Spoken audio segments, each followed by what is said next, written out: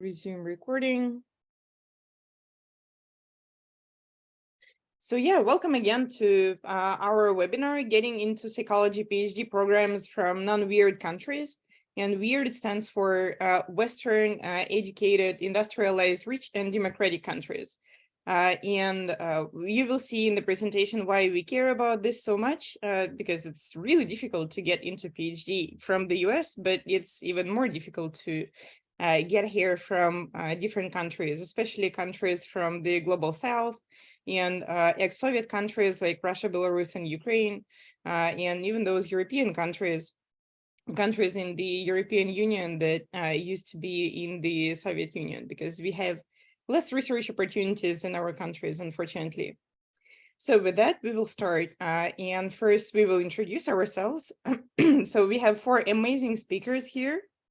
And we are supported by the Committee for the Promotion of Equity, Diversity, and Inclusion, the PrEDI, from my department, psychology department of Virginia Commonwealth University, where I'm doing PhD. So I'm Paulina, I'm from Russia, and I moved to the US in 2019 for my PhD in social psychology at VCU. My journey was a little bit different from a typical journey into the psychology PhD. I did my master's, my 2 masters actually, and my undergrad in business in Higher School of Economics. So those from Russia know about this university, Высшая школа экономики. And I did a business degree there, both bachelor and master's. But then after some time of working for the companies, I realized that it's not my piece of cake, and I decided to move into psychology. And I did a PhD in psychology in Russia. So I received the Kandidat Nauk degree in the Higher School of Economics. And I worked with Dmitry Leontiev in Higher School of Economics. But I always kept in mind that I wanted to have an international career. So I consider this as like a step towards a PhD in the university outside of Russia. So unfortunately, with a degree from Russia and with the research opportunities that we have in Russia, it's almost impossible to find a job outside of Russia. So I figured I needed another PhD, and here I am. And with that, I'm passing the stick to Razia. If you could introduce yourself. Hello, I'm Razia. I'm from Iran, and I have my bachelor's in mechanical psychology from PrEDI University. Is one of the big universities in Iran. And then I changed my major to psychology. I have my master's in general psychology from University of Tehran. And then in my master's thesis, I did some research on media and technologies, and I kind of got interested in the field of media psychology. And last year, I tried to apply for different universities in the US as well as Canada. But as you all know, it's not that easy. It wasn't that easy. But this year, I got accepted in the Department of Communication in specification of media psychology at Ohio State University. I'm happy here. I'm happy to be here and help you for this journey.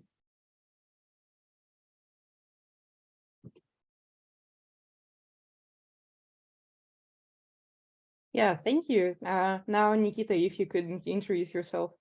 Yeah, so hello, hi, my name is Nikita and I'm from India. I'm currently a research assistant in India, and I'm also working remotely in the US universities. I haven't applied to PhD yet because I've heard a lot of stories, like I've heard so many people apply from international, universities and not getting in. And some of the reasons have also been because there's a lot of transparency issues, there are a lot of problems of funding, and because I do not come from a university where research was focused a lot, I took my time, and I am rather taking my time in applying to research positions, getting some research experience, and then hopefully going for a PhD program, because I realized that, you at least need a year experience from what I've heard and seen. And especially in the field that I want to go into, it's so important for me to get that hands-on experience. So I've been working from a year remotely with different universities. Like I work with Harvard. I'm currently going to be working with New York University, and I've had the nicest time working remotely, and I've got a lot of hands-on experience, which has helped me understand the grad position as well. So I'm just here to help out with all the research and positions, questions, anything you want to know about it.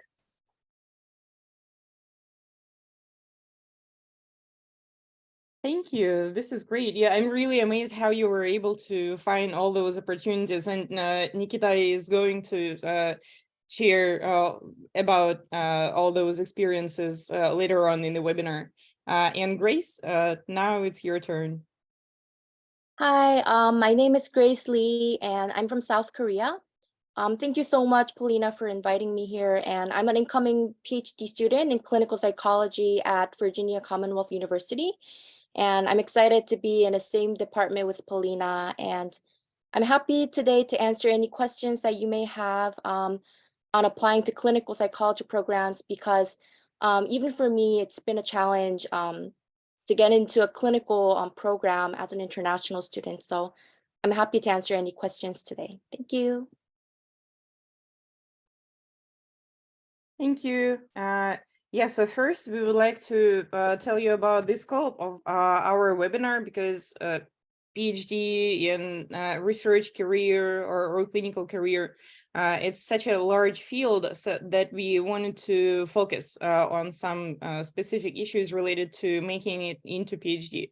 So first of all, I know that some of you may be interested in different fields in social science or in other sciences and disciplines, but we're focusing on psychology and related fields because we are all psychologists, or we are doing the work that's related to psychology in some way. So if you're interested in different fields, our webinar will still be useful for you, but your situation might be somewhat different, or in some cases it might be very different. For example, getting into economics or finance PhD is different from psychology. The general principles will be the same, but you have to check all of this as it relates to your discipline. Then we focus on PhD programs. Getting into a master's and PsyD programs might be different. So PsyD stands for a psychology doctorate, and it's like a practice focused degree. It's also a doctorate degree, but it's different from PhD. It's less focused on research and more focused on practice. Then we focus on US-based universities here and what's required to get into the US. It might be somewhat different in Europe, and it might be somewhat different in Canada or Australia, any other countries you might be interested in. Again, the process might be, if not the same, then very similar, but you got to check all the details for the country you're interested in. And then we focus on mainly on how to get offers and less on like how to move to the US or how to get visas and things like that. Although we may cover this in the Q&A session after the webinar if you're interested. But during the presentation itself, we will focus mainly on how to make yourself more competitive and how to get offers. And then we will share a little bit here and there on what is our life like. So what is an international psychology PhD student or research assistant is like. So saying that, we will move right into what is a PhD. So PhD is a doctoral degree that stands for philosophy doctor, although it has very little to do with philosophy unless you're doing PhD in philosophy. But anyway, it's called like that. It's a doctoral degree. In the US, it usually takes 5 years. Some students take 4 years to get their PhD, but this is considered somewhat unusual. Some students take more than 5 years, so it's not like set in stone, those 5 years. And years 1 and 2 are your master's program, and then years 3 and 5 are your 3 to 5 are your PhD program.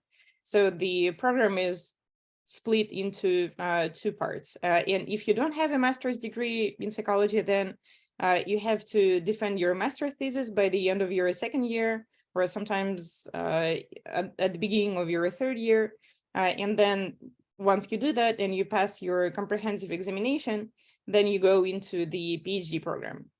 So bottom line, master's degree is not required to enter a US PhD program because it includes a master's degree. But bachelor's degree in psychology is helpful, but it's not required. For example, I don't have a degree in psychology. Well, now I do. I have a PhD in psychology, but I didn't have a bachelor degree when I was getting into PhD programs, and my master's is not in psychology either. So you can get into a psychology PhD without a degree in psychology, but you have to convince the program that you have the experience, you have the motivation, and you're planning a career in psychology after your program. And PhD should be fully funded, which means that your department covers your tuition, so you don't pay for the courses yourself, and they also pay you a stipend. And in the next slide, we will discuss the funding sources and how much money you can get while in the PhD. But before that, does anybody have any additions to that? I just want to add something that lots of funds that and grants that professors in the US universities are just have for as a resource, as a financial resource for their labs, are just limited to US citizens.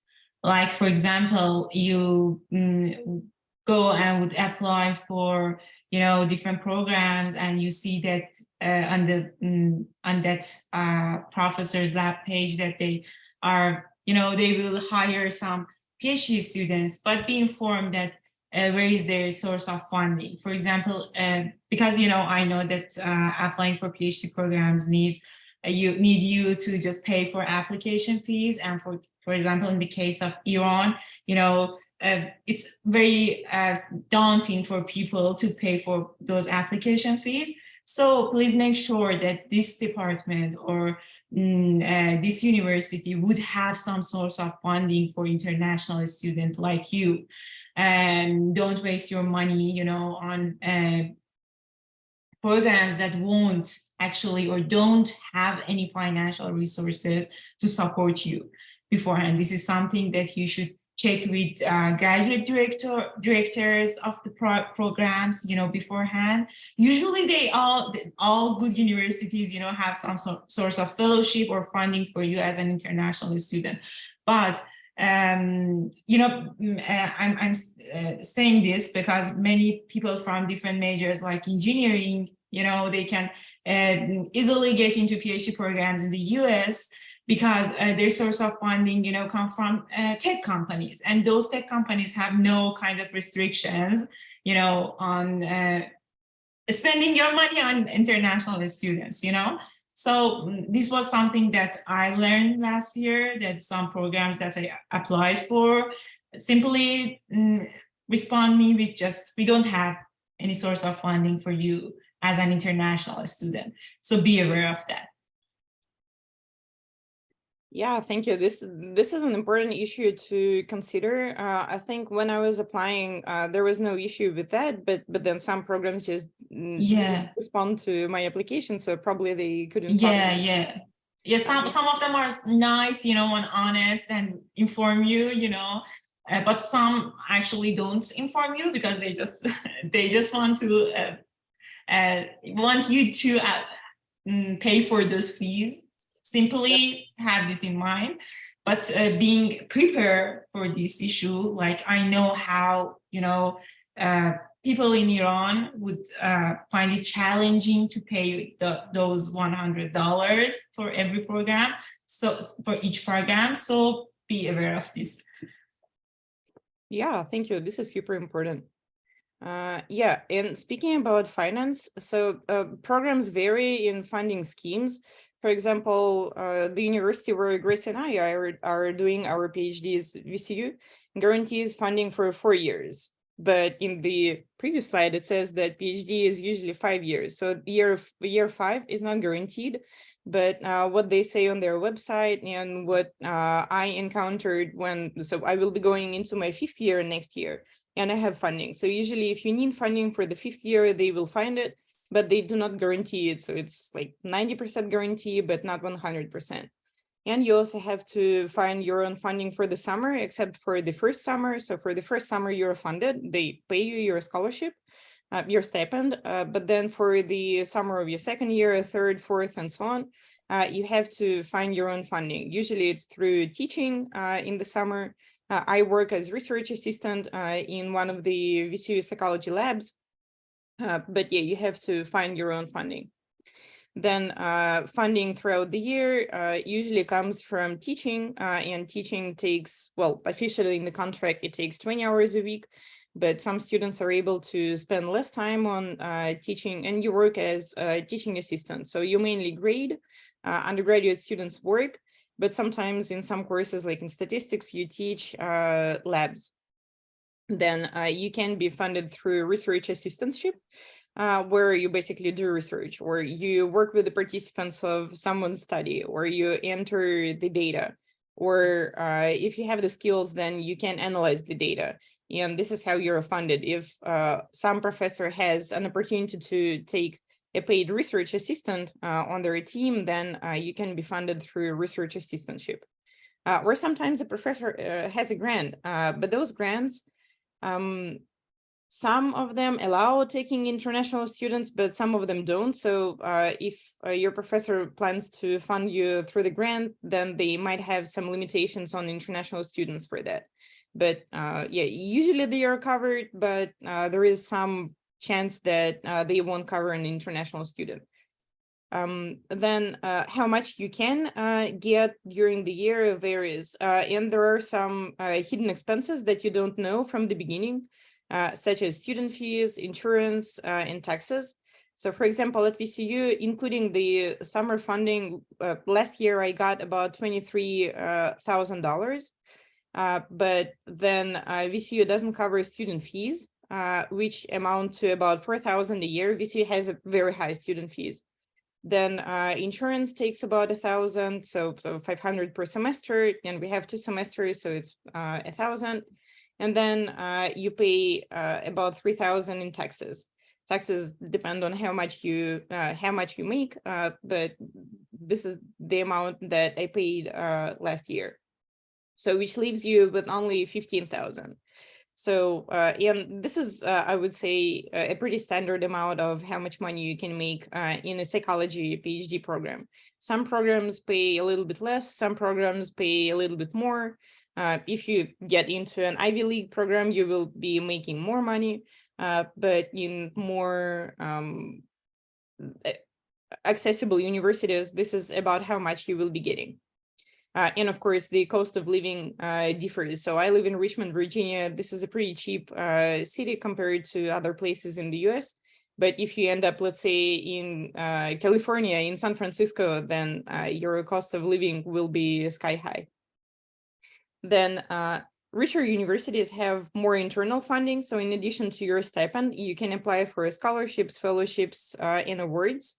Not all of them are available for international students, but for example, VCU has a wonderful scholarship for international students, $5,000 a year. I was able to get it last year. So it covered all my student fees and insurance. This was great. Unfortunately, they won't prolong it to the next year, but at least 1 year was covered. And then they have a bunch of scholarships of about 500 per year. And VCU doesn't have any fellowships. Fellowships usually cover your whole year, whereas scholarships is just a fixed amount of money. But some universities do have fellowships. They have more scholarships. So the richer and the more prestigious your university, the more internal funding you can apply for. And then there is external funding. It's super hard to get, and don't rely on getting it. Like, it's a miracle if you get any external funding, even if you're the best candidate in the world. Still, the competition is severe for external funding. So there is the Academy of Education Spencer Dissertation Fellowship Program that pays about $25,000 per year. Plus they cover your tuition fee and your some of your research expenses, as far as I remember. They cover only 1 year, your last year in the program when you write your dissertation. So I applied for this program, waiting for apply still, but I don't have a lot of hope for that because, again, competition is very high. And then there are grants from the American Psychological Foundation, and they are from $500 to $10,000, but they only cover research expenses. So you cannot pay for your living expenses or your tuition fees or student fees. You can only pay for your research with those grants. And another common source of getting some extra money is the grants and awards of American Psychological Association divisions. So you probably know about this APA organization, the American Psychological Association, but in addition to like the main organization, they have multiple divisions. For example, I am a member of the division of teaching of psychology, then environmental psychology, social psychology, and international psychology. And those divisions have awards and small grants. And I was able to get a grant from the environmental psychology division, but again, this grant covered only research expenses. But if you get awards for your work, then this money you can spend on your life. And then there are multiple grants and awards from other psychological professional associations.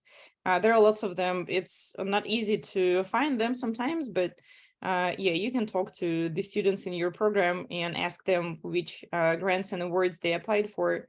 And usually those smaller grants are available for international students. So the major fellowships like the National Science Foundation Fellowship or National Institute of Health Fellowship or Ford Fellowship are not available for international students. You got to have a green card to apply for those, or a citizenship.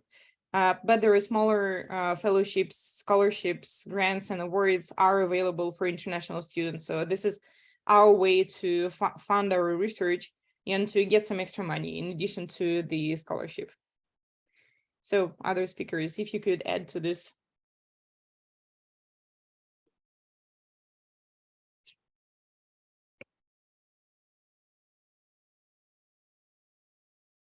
Yeah, otherwise we will move to the next slide. Okay, let's move to the next slide.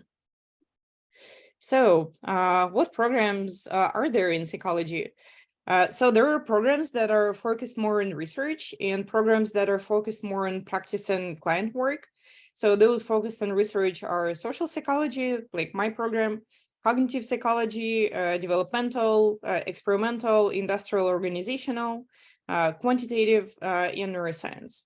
And the programs that are focused on practical or client work or clinical, like the program that Grace is going to at VCU, counseling, school, and other applied psychology.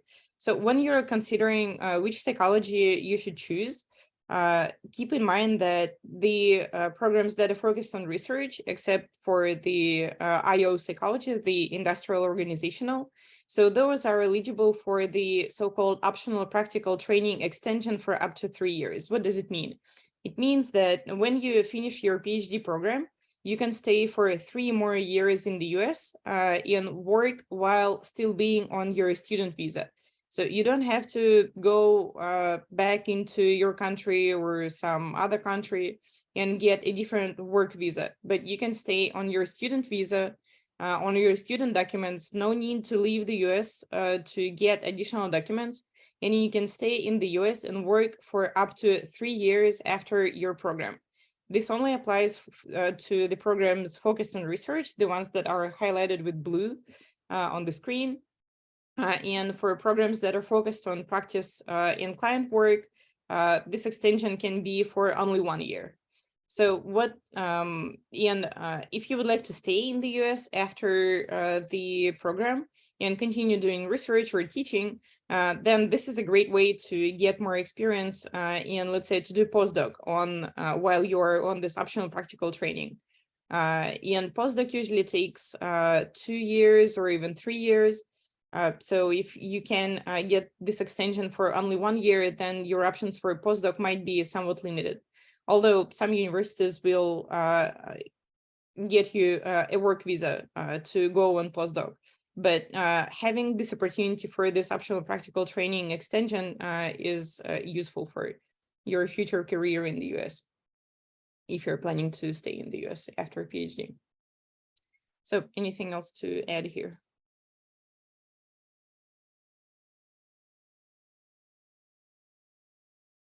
Okay. So moving forward, yeah, some depressing statistics. In 2018, the American Psychological Association made a survey of different doctoral programs, and they calculated the doctoral acceptance rate by psychology subfields.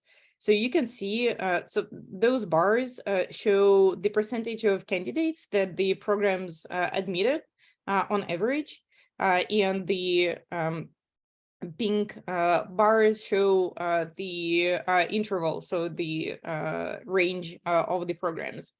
So clinical psychology accepts less than 10%. This stands at about like 8%. Then cognitive psychology is a little bit more, about 14, 15%, and so on. You can see that school psychology is a little bit better. They accept over 30%. And then social psychology is pretty depressing, so also about 8%. So you can see that getting into psychology is super competitive. And this is not about international students. This is about all students. So you're competing against American candidates. And yeah, those rates are pretty low. So the competition is very high. And that's why we're doing this webinar to help you become more competitive on this super tough market. Then it might be a good idea to do a master's before doing your PhD. So do a standalone master's program, not the master's that's part of the PhD, but just a master's program. Usually those programs are not funded. You have to pay for this program from your pocket, but this getting a master's degree and engaging in research while you're in a master's degree gets you a head start on a PhD. So getting a master's in the US makes you more competitive. Although it's possible to get into PhD without a US master's in psychology. So I didn't have a master's in psychology, and I was able to get into the program, but I had research experience. So as you can see, the acceptance for master's programs is much better than for the PhD programs. Yeah, if you don't have a lot of research experience, then and if you have the finances to fund your own master's program, then consider doing a master's before doing a PhD. So yeah, any comments on that? I actually wanted to add something. So there are some few funded master's program, which is also open to international students. If I find a list, I'll send it across or put it across in my website. I have a lot of resources, but I think there are 2 to 3 universities in the US which are open. I think they also provide a stipend with, I think, doing a research assistant position or being a teaching assistant. But I think those are pretty less and only focus on clinical or counseling. I just wanted to add that. Yeah, thank you. So there are some options for getting a funded master's, and you can apply for scholarships, fellowships to fund your master's, but don't rely on those. So the realistic way to get a master's is to pay for it. Then more depressing statistics. This is the graph that shows the percentage of doctorate recipients on temporary visas, so people like us. You can see that in, for example, computer and information sciences, in 2021, the blue bar, over 60%, about 65% of doctorate recipients, so those who got their PhD in the US, were international students. Then in engineering, it's close to 60%, but then in psychology, it's like less than 10%. This is horrible. I don't know why this percentage is so low. I have some ideas about that. Maybe it's because people just don't apply. They think they won't get in. Maybe it's because research experience is so valued in psychology, and there are less opportunities to get research experience in psychology outside of the US, especially in non-weird countries. And that's why people don't apply, or maybe they apply, but they are not admitted because they don't have so much research experience. And then professors in the US are not used to international candidates, so they don't know about the universities outside of the US and which university is good, which university is not so good. So our applications seem like not standard or unusual to them, and they decide to go the safe route and pick a candidate from the US. So I don't know why this is happening, but we are determined to change this situation. And that's why we are running this webinar and telling you all this about how to get into psychology programs. But again, this is a testament of how hard it is for people outside of the US to get into US psychology PhD programs. So you got to work really hard to get in, but it's not impossible. And the four of us are a testament that it's not impossible. Okay, any more comments on that?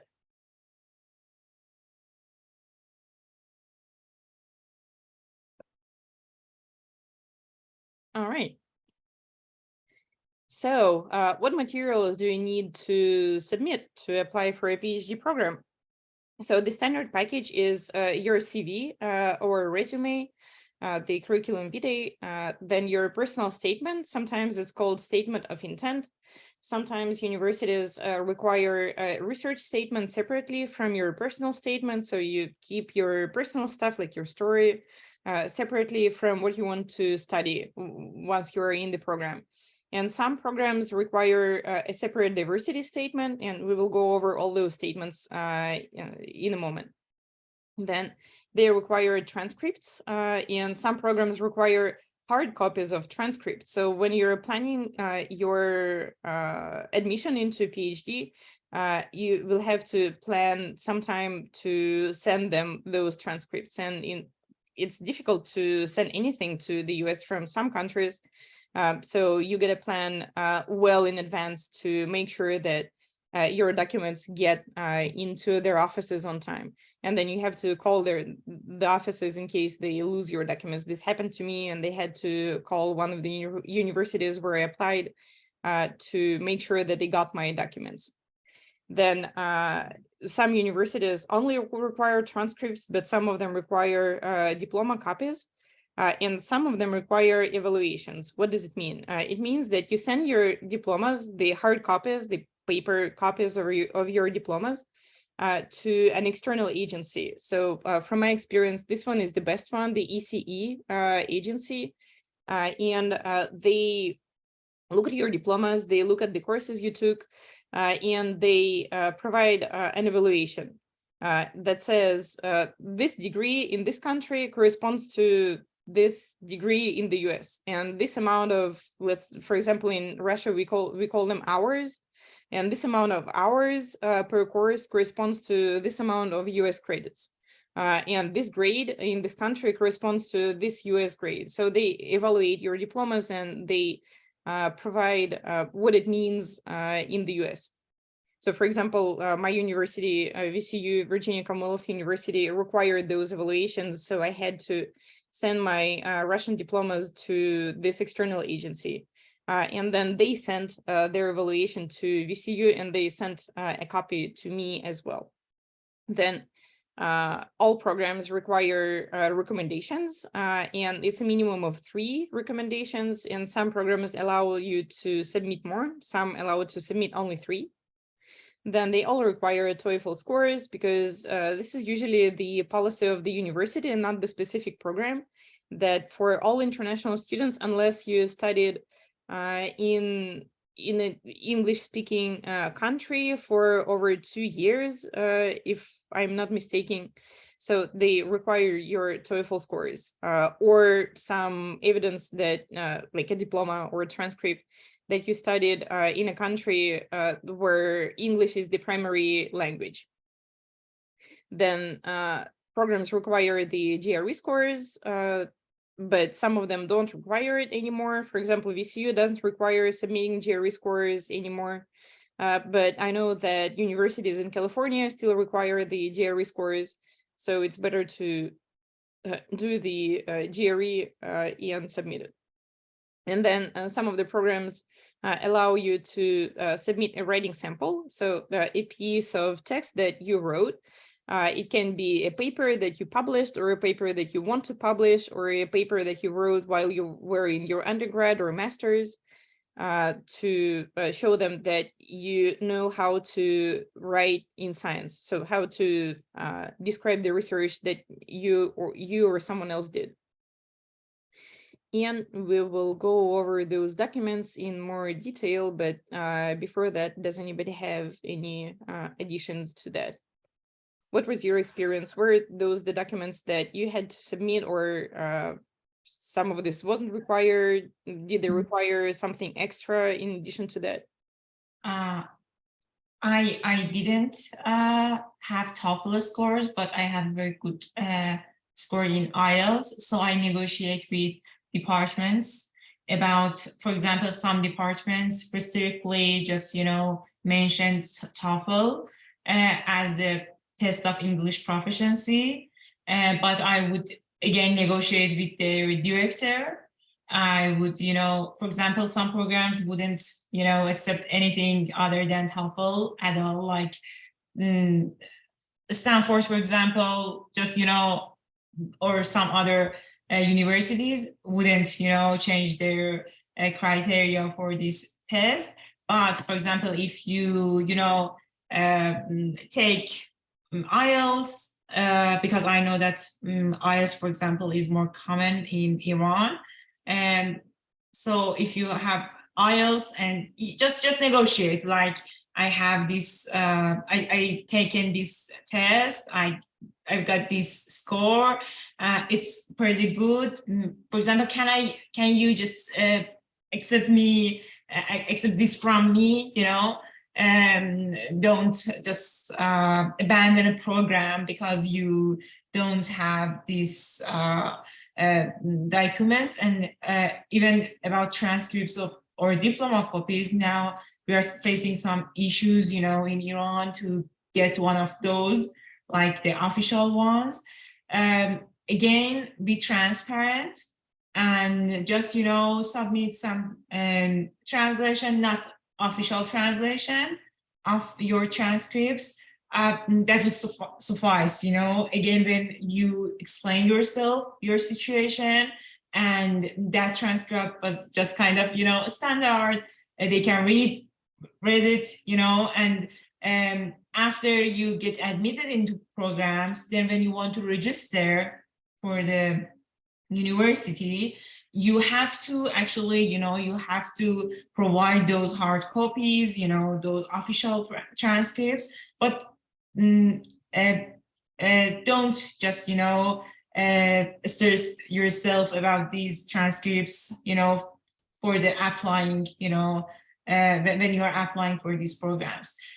Because, I know that people in Iran or other countries would now are facing lots of challenges. They have to pay lots of money to actually get those official transcripts.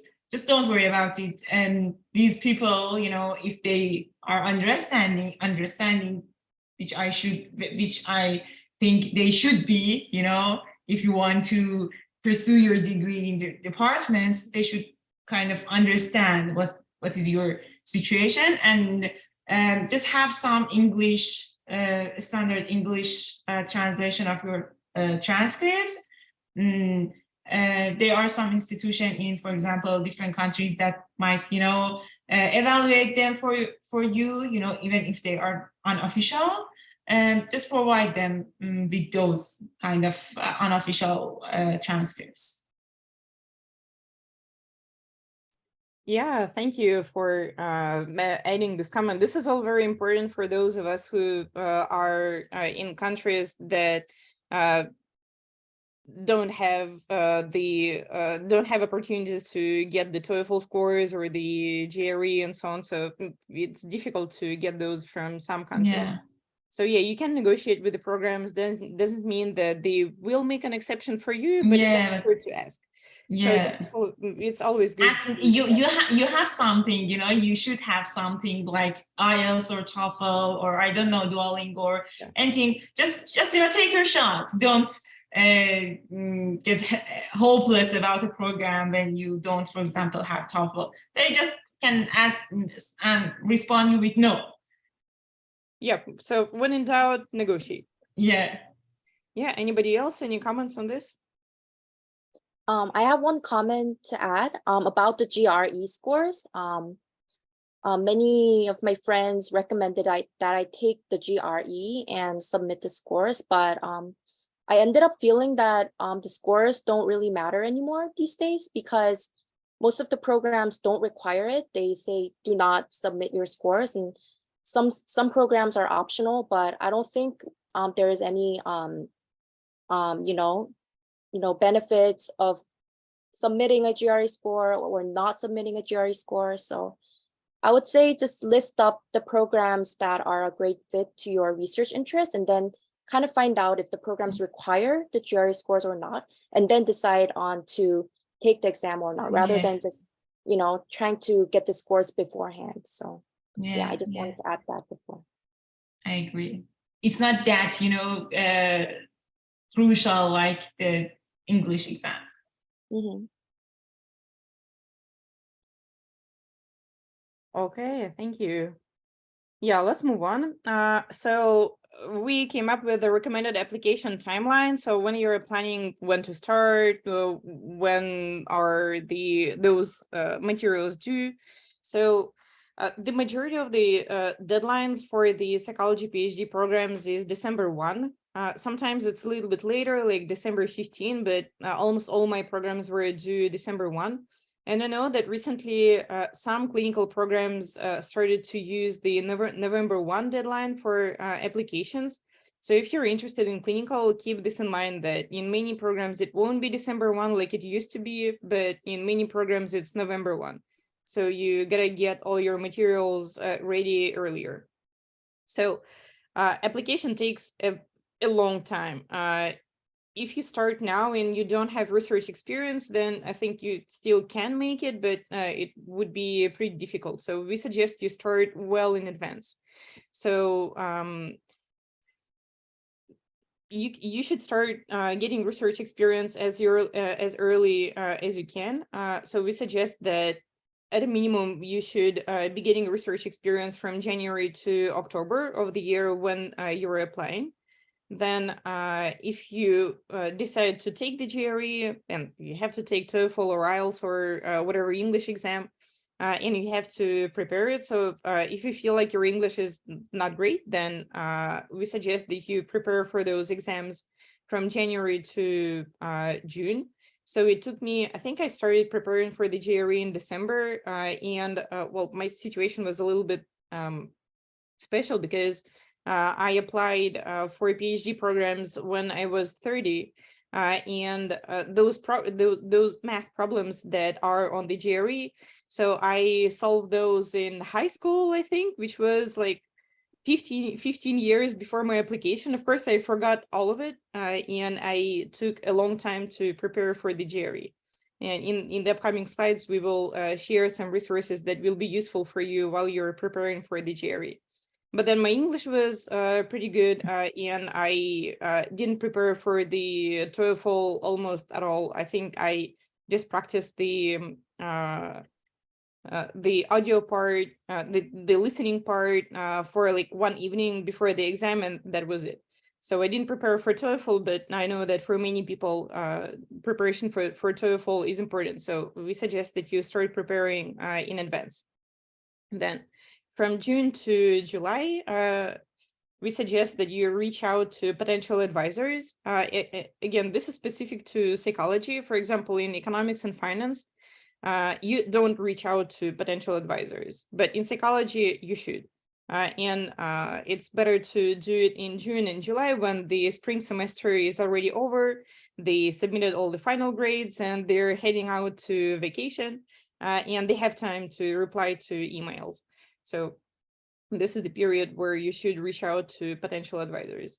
Then in the same period, you can reach out to potential recommendation letter writers.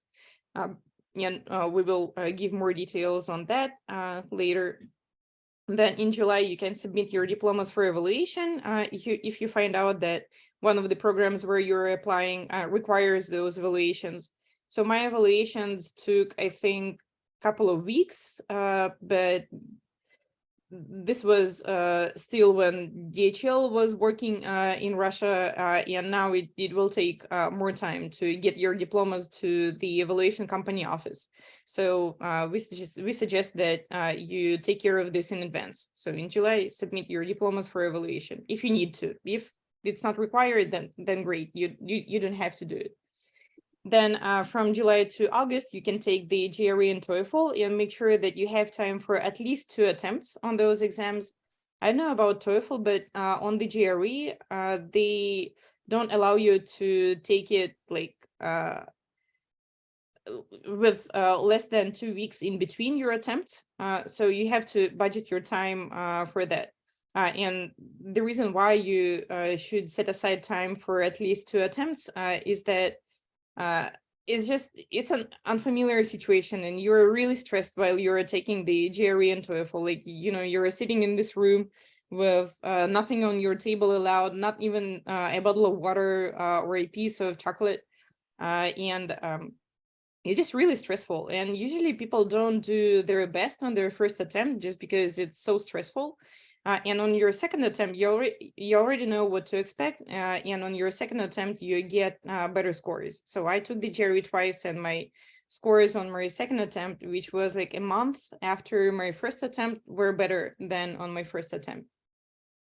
Then from September to October, we suggest you write and polish your statement of purpose and all other statements like the research statement, diversity statement. And then in October, start applications in university systems.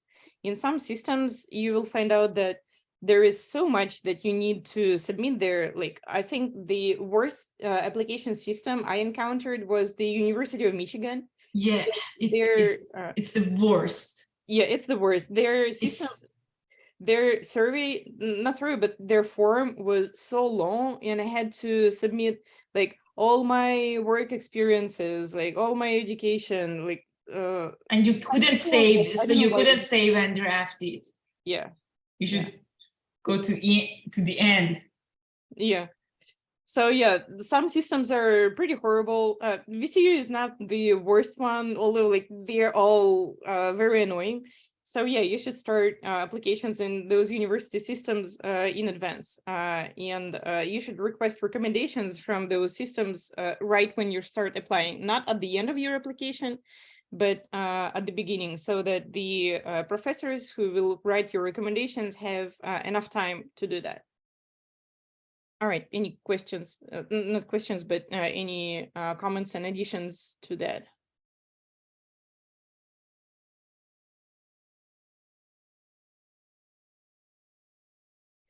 Yeah, so that was a rant about the University of Michigan system. Yeah, I see that everybody is unhappy with it. Yeah. So there was a question in the Q&A about how many programs to apply for. And the answer is that definitely over 10. And you should have 3 categories of the programs on your list. The first category should be accessible programs. So the programs where you have a decent chance of getting admitted. So your chance is never 100% in any of the programs. And also it's okay if you don't get in on the first cycle. There are lots of candidates who don't get in on their first cycle, but still you should have some accessible programs on your list, some like less prestigious universities that are more likely to admit you. Then other categories, programs that are harder to get in, the programs that you really like, but where you have less chance.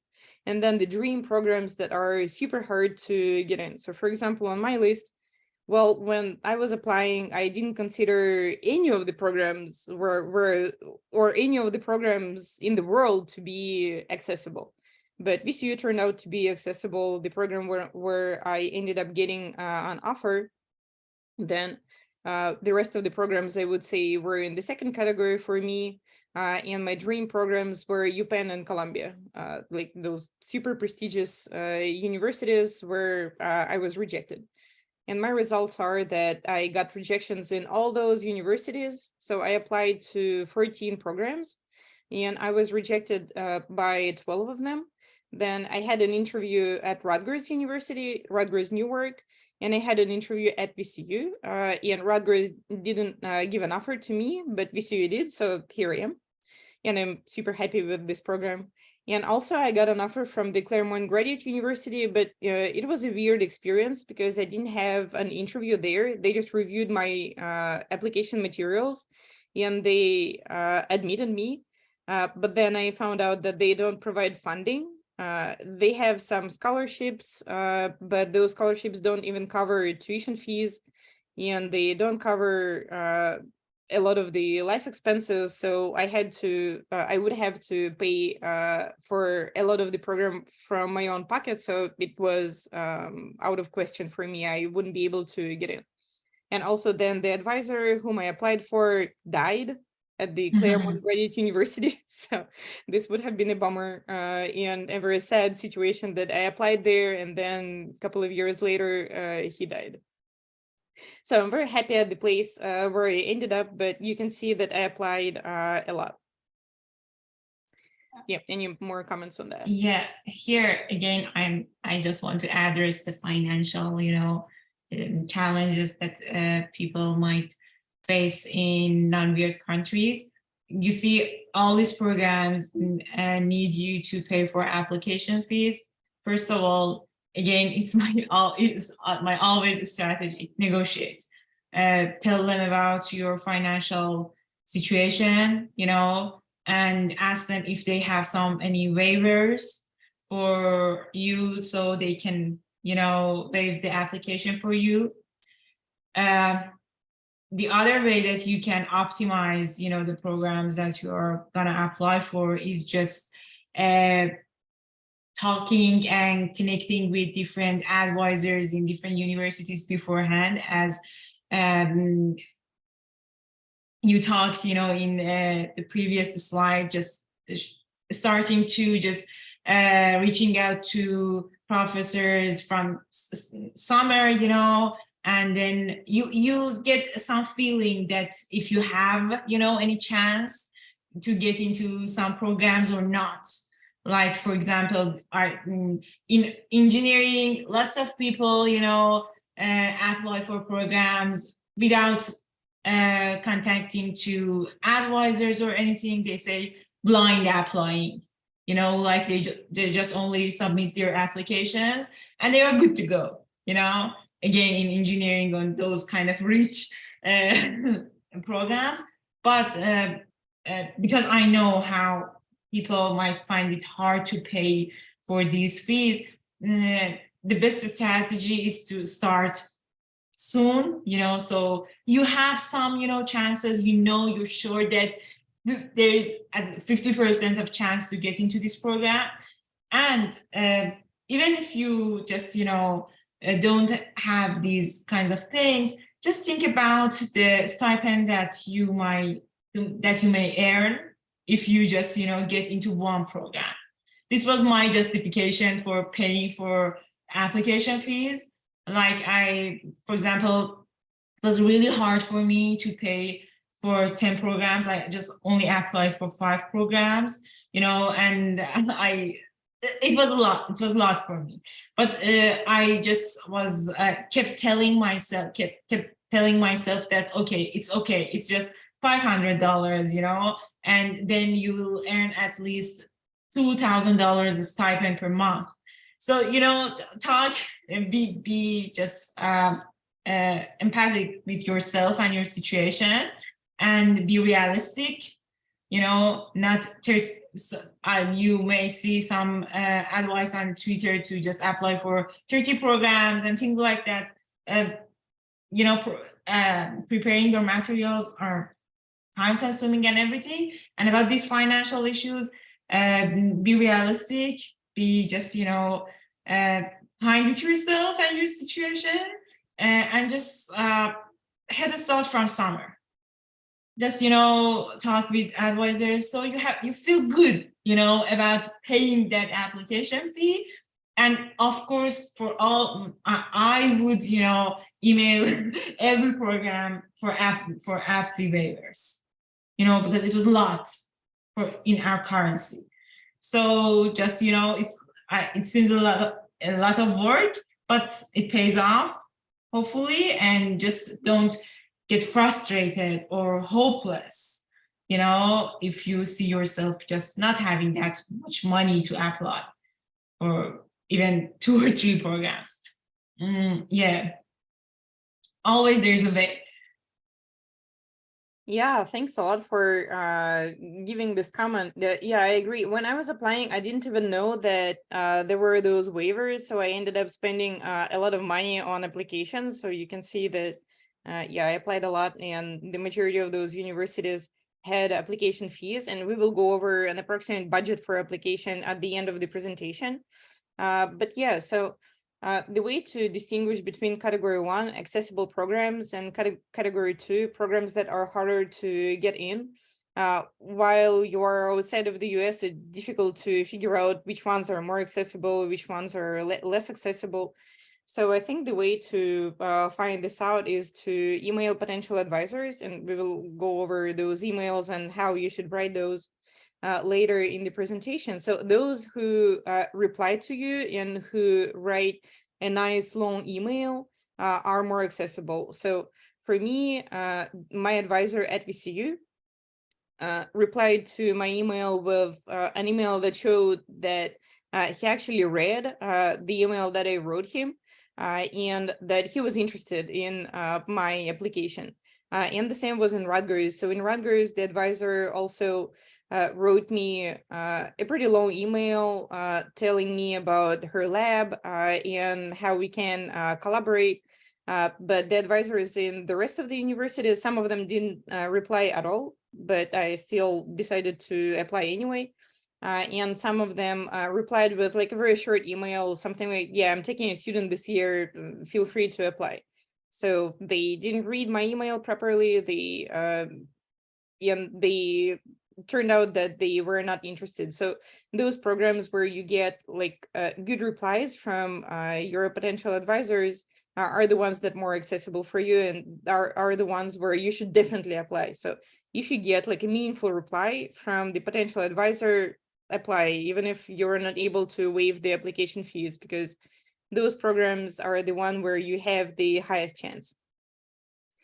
Yeah, Grace, could you share your experience of how many programs did you apply for? I applied for like 12 programs. So 3 of them were neuroscience programs and 9 of them were clinical programs, because I was really open to both tracks. And yeah, so I applied to 12, but if I were to do it again, I would kind of I wouldn't apply to 12 programs. I would do it under 10, because it took me so much to kind of tailor the SOPs and writing samples to each universities and to professors. So I would say that I would list up the programs that are a great fit to my interest, and then kind of put more energy on the few programs that I really want to go to. So I think 12 is kind of, yeah, was a large number for me to kind of prepare it for all. So yeah, that was my personal experience. Yeah, thanks for sharing. So I had a little bit different experience with the programs based on my research interests. So for example, here at the University of Florida and at Colorado State, I had like a perfect fit with the advisors there and with their research interests. So they did research in the same like niche field as I did. So I thought I was a perfect fit for them. But then they didn't even invite me to the interview, so you never know. So yeah, you can choose a strategy of targeting only the programs where you have the perfect fit. But sometimes it doesn't work out. So probably you should, you should at least consider looking more widely. I had some fit at VCU as well, but not as perfect as in the University of Florida in Colorado State. And I ended up here. So yeah, you never know. Yeah, I completely agree. And I think we can consider the mails that the professors give us back when we contact them. So it's kind of like, we can kind of predict if the interviews will come or not upon like how they email back to us, if they're interested in our CV or in our resume. So yeah, I mean, for VCU, my PI Annie really responded fast and she was very interested in my CV. So I think kind of considering the PI's interest in your CV is really, yeah, I think students to really consider the feedbacks from the PI for your CV. Yeah, I guess this is what we all agree on, that you should pay attention to the email that they write you. Nikita, how many programs are you going to apply for? Honestly, like I haven't decided a number, but I think I was looking at 7 because so something that I am planning on doing differently after hearing a lot of stories is that try to work with these PIs in advance. Like, for example, the PI that I'm currently working with is someone I'm also wanting to apply for it in my PhD in. And so I'm trying to keep like networking and a contact with them. So I'm planning on applying to at least 7 to 8 programs and let's see how that goes. I'm pretty nervous, but I think having a good fit with a professor and sort of also like networking and conferences and knowing them prior can hopefully help me get responses. So about now 7. Yeah, this is a great advice as well. If you have more time, if you're not applying this year, but you're applying next year or the year after that, then definitely try to work with one of those professors, and we will show you some examples of emails of how you can get those opportunities later in the presentation. And those professors with whom you worked for a while, of course, those are more interested in you than those who see you for the first time. Okay, let's move on. So what makes application more competitive? Research experience. This is what makes your application more competitive. This is like the most important thing on your CV, your writing sample, your personal statement. So you should highlight your research experience everywhere. And if you don't have research experience, you should definitely get research experience before applying, because if you don't have it, they won't admit you. Then sometimes research experience translates into publications, and it's best if you're a first author on the publication. So I had a couple of publications, single author publications in Russian journals in Russian, and I translated those publications to English, and I put the translations to ResearchGate. And on my CV, I provided links to those translations because professors in the US don't speak Russian, so they won't be able to read them. So I translated them for them. But if you're not the first author on the publication, but like you're somewhere in the middle because you helped with the study, but you were not the person who wrote the paper, then it's also good. So any kind of publications are good, but first author is best. So if you can, publish first author. Then conference presentations and posters are great. This also showcases your research experience. And also conferences are great for networking. I found 2 of the professors who recommended me, who wrote recommendation letters for me at a conference. And I will tell you about this experience a little bit later. So conferences are great both for your CV and getting research experience.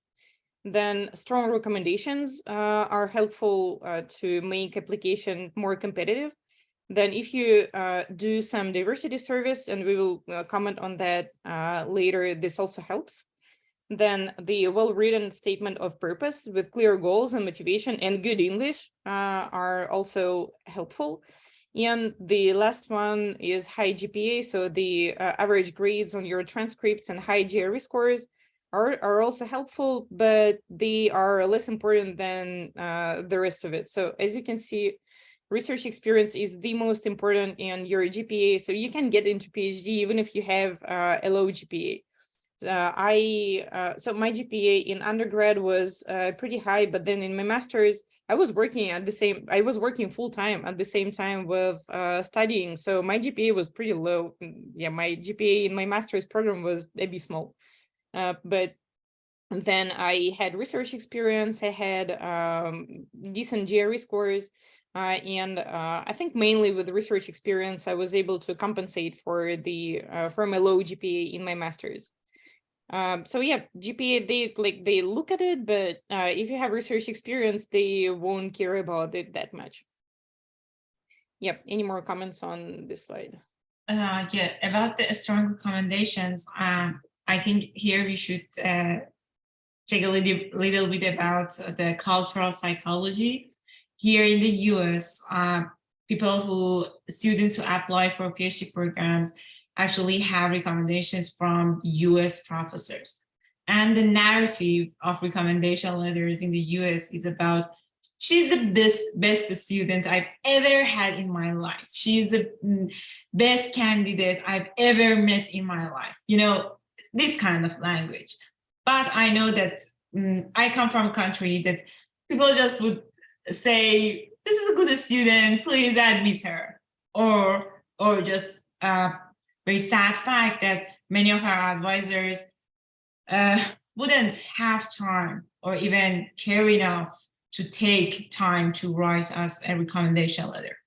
I want to be honest and transparent about this because as non-native speakers, if we want to write for ourselves recommendation letters and then, you know, hand them to our professors for them to just submit them for us, please be aware that people in the committee who are native speakers and native English speakers can understand that you yourself write a recommendation letter for yourself. This is something that I heard from one of the people that I applied for, like, why you all, you know, write yourself recommendation letters. We can understand. So first of all, I couldn't force my advisors to write me recommendation letters. Like I was happy. I was lucky that I have advisors who would do that for me. But for some cases that I reached out to, they would tell me that they couldn't, you know, submit something for me unless I gave them some samples so they could, you know, submit those for me. So if you are not lucky, you know, to have advisors who would take time to write recommendation letters for you, just ask your friends, ask some lab mates, you know, who would know you, you know, or some other people, you know, to at least write some recommendation letters for you with another kind of language skill, you know. Just I'm so sorry, you know, that some of us might encounter this hardship as well, but it is what it is. Another thing that I've learned, when you request a recommendation letter, reach out for a recommendation letter, you know, to your professors or people, advisors or researchers that they met in conferences, tell them, you know, more about yourself. Like in my case, my bachelor's was in engineering, and when I get some advice and help from some nice professors last year, they told me just ask your recommenders to mention that you are good in psychology, that despite the fact that you come from, you know, different programs than psychology, you have a good knowledge of psychology. Ask them to validate your skills that your resume might not show. Like, you know, or in Iran, we don't do some teamworks. We don't have, for example, labs to do teamworks or things like that. But your professors would have already seen you in the class, right? Would have known about your language skill, your cooperation skill, how you engage in the class discussions, how you are good with your friends and things like that. Ask them to prepare these examples. Give them some, references to learn from. Don't be shy about it. just one paragraph that, oh, she's a good student, she will be a good asset for your lab. It's not enough. Like, imagine yourself as a member of a committee. They read a recommendation letter from a US professor that says, she's the best student I've ever had. She's the most, intellectual person you will meet in your life, and things like that. And from European countries or countries like mine, they say they are so humble. I've heard this from a professor in cultural psychology, and she said to be aware of these cultural differences, when you are applying for US programs. So ask if you have a nice recommender, nice advisor who would take time to write recommendation letters for you. Just tell them about these differences and ask them to be super nice about you. And we need these kinds of extra helps. And in case that you need to write something for yourself, just don't do it yourself. Ask, we have some fellow advisees, fellow lab mates, or postdoctoral students in our departments, do these kinds of works. These things make big differences. Yeah, thank you for this comment. This is super important. I agree. In the US, they have this culture of exaggerating their emotions. So instead of saying that something's good or fine or okay in the US, they would say that this is great, this is amazing, this is best. So, and they have the same style in the recommendations. I also found this out, and I wrote all my letters of recommendation from all my Russian recommendation writers. But yeah, we will get to letters a little bit later, and we will give you more details on what it should contain. But yeah, it's okay to offer your professor, especially if they are like a very busy, famous professor in your country, it's okay to offer them to write those recommendation letters yourself, and at least have other people edit your recommendation letter, or as Razia said, the programs will see that you wrote all the documents. Yeah. They will be suspicious about that because they don't have this culture here. Although my advisor at VCU started asking me to write his letters of recommendation now, because he has to write so many of them for me, because I'm applying for grants and scholarships all the time, and he just got tired of writing those like copious amounts of recommendation letters. Okay, Grace, what was your experience with making application more competitive? What did you rely on in your application? Does clinical experience matter in clinical programs? I think research experience is also absolutely important in clinical programs. And even on the VCU website, it says that the research and clinical emphasis is to 7-3, which means that research is a high emphasis even in clinical programs. So I think what we have on this PowerPoint, publications and conference presentations are really important. And I think one of my strengths was that I had neuroimaging, I had experience analyzing neuroimaging data, and that's really research oriented. So I would say that having research experience is important, and having a great fit in terms of research topic is also important. But in comparison to other social or cognitive programs, I think they also clinical programs also consider if you have any hands-on clinical experience. So for me, I already had my master's degree, so I had some hands-on experience seeing clients with depression or other psychological issues. But I don't think it's mandatory for students to have these clinical experience. If you just have your motivation and also maybe volunteering experiences in clinical services or other centers, I think, yeah, it's enough for you to convince that you're interested in clinical programs. But yeah, I would say that absolutely research is also really important. Yeah, research and data analysis experience. If you know some programming languages like R, This makes you more competitive, and knowing statistics makes you more competitive for research-based programs like in social psychology. We give more preference to the candidates who have more statistical skills and more experience with data. Okay, in the interest of time, let's move further. So where to get research experience, and Nikita will present on that. So honestly speaking, coming from a country like India, research labs is a very new concept. And so a lot of international students from India specifically, or countries like India, face this problem of finding labs and research experience. But because of the COVID, although it's the saddest time, it's also taken up remote work. And that's something that took a lot of effort for me to sort of like understand how research experiences work.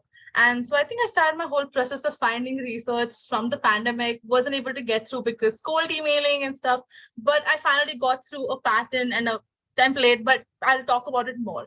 But for now, the ways you can get research experience is one, working in labs. It could be remotely, or it could be working with a professor independently. It could also be via thesis, dissertation. If you come from a background like mine, where in my university, we didn't get the opportunity to write thesis or dissertation, also because I was from the COVID batch, what you could do is probably try to work with a professor if they are someone into research, or collaborate with professors maybe in different universities that are conducting research. So you are getting that experience. I did that. I actually applied to a few group of researchers from abroad, and I was telling them how I'm interested in research, and I actually gained a lot of experience with data analysis majorly, with literature review, because a lot of these things remotely can be also possible. Some other patterns are also about, like, I got to know about research experiences only after I graduated from undergrad. And I see a lot of universities in the US have from the undergrad, from the first year experiences, which can be very challenging when you come from, non-weird countries, because we don't have the system of undergrad research experience, at least not that in India. And so I started doing post-bac researching, which is that you finished your undergrad and you take a break to continue research. And some ways I've also planned on applying going for is internships. And I realized that internships in the US are funded, and they usually sometimes and may not take international students, but there were some that were remotely available. And I try to use those opportunities as well to my proposal, because I wanted to gain as much as research experience I wanted. And another one is also working in NGOs and hospitals. I think, while there are lab settings that can also give you research, I think there are also different spaces that can provide you research. Like NGOs usually have research associate positions. Like I'm interested in children, and there are a lot of NGOs in India or abroad that can help you sort of get that experience as well. And they also involve publications sometimes. So those are some ways that I went about with research experience. Anybody to add? Yeah, thank you. This is super helpful. And I got my research experience from working at the lab in Higher School of Economics, where I was doing PhD.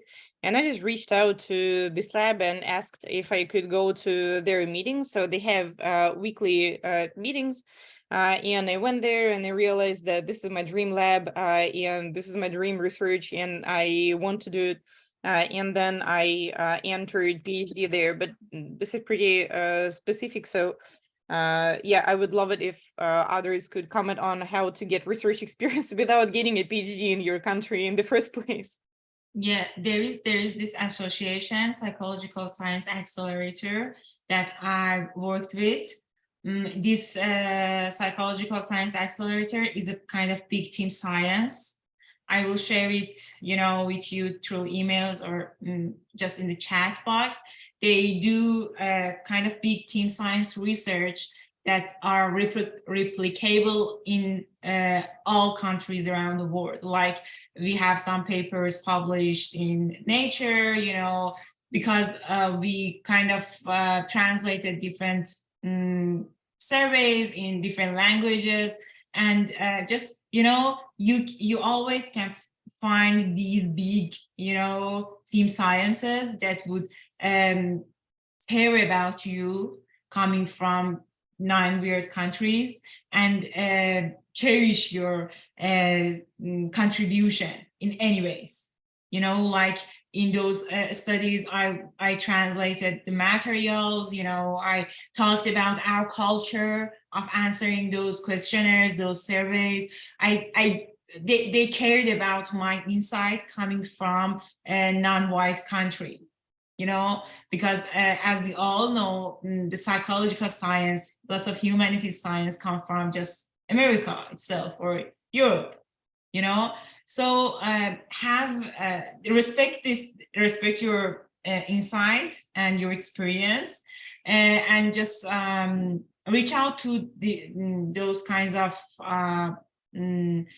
organizations, those kinds of groups who care about you and love to hear about your experience, and become their team members. Like they have lots of internship opportunities, you know, and they can teach you about hidden curriculum in research.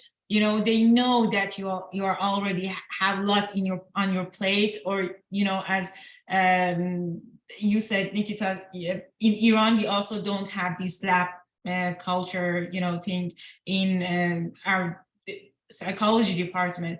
Maybe in neuroscience or cognitive majors, but not, for example, in social psychology or clinical psychology, not in clinical psychology at all, you know, because it's more about the therapy, not, you know, not doing research that much. So, you know, you can find these kinds of groups who are interested in the science in Global South, you know. Different big universities actually have these kinds of groups. I would share, you know, some of these links to you. And what really helped me out to gain more research experience was not emailing professors for PhD admissions. I just emailed professors to, first of all, introduce myself. And I don't know, I was so desperate to do so, but I just would say, I'm alone. I really like to work in this area. I know that PhD in the US is so competitive. I need some resources like books, articles, courses. What do you know that, you know, can help me? And some of them wouldn't care to even respond to my emails, but those who would do, you know, they were amazing. Like they shared lots of great papers, you know, they would say, oh, I know someone who just, you know, who is looking for someone as an RA, you know, they would email their colleagues, CC'd you. So, you know, it's a really common thing in the US, you know, people know each other, network, connect, and everything. And you, as a person who just want to be part of the research groups, you need to reach out somehow, do all these things for yourself. Like I send lots of emails with this, you know, content that I'm alone. You know, I was just that vulnerable, and I asked them to help me, to just give me resources. I knew that this person wouldn't, you know, even their research interest wouldn't fit, you know, with my research interest. Doesn't matter. I didn't want them to hire me as PhD students. I just perceived them nice enough to just, for example, because they already had their PhDs in social psychology, so they already knew more than me, you know. So they, in most cases, they sent me different research articles that were so important, books, you know, source of fundings, or simply connect me with others. And it's invaluable. I mean, I wouldn't even dare, for example, to reach out to some professors, but they would do, you know. So just don't be shy. I know that it's really hard for some people, you know. Sometimes I really wanted to cry when I read my emails, for example, when I got lots of those rejections, and I just needed help. We all need help, so don't be shy about it. Email them, ask them for just some resources. Say that I'm interested in this and that, I'm alone. This was my life. I'm alone. I don't know anyone who would help me. Do you, care to share me some papers, people, anything?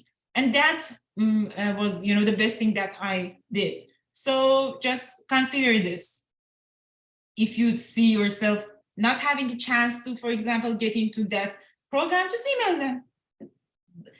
Just email them about introducing yourself. Yeah, thank you for sharing this. And your strategy worked. So yeah, my strategy worked very well. Yeah. Excellent. So anybody else sharing on getting research experience?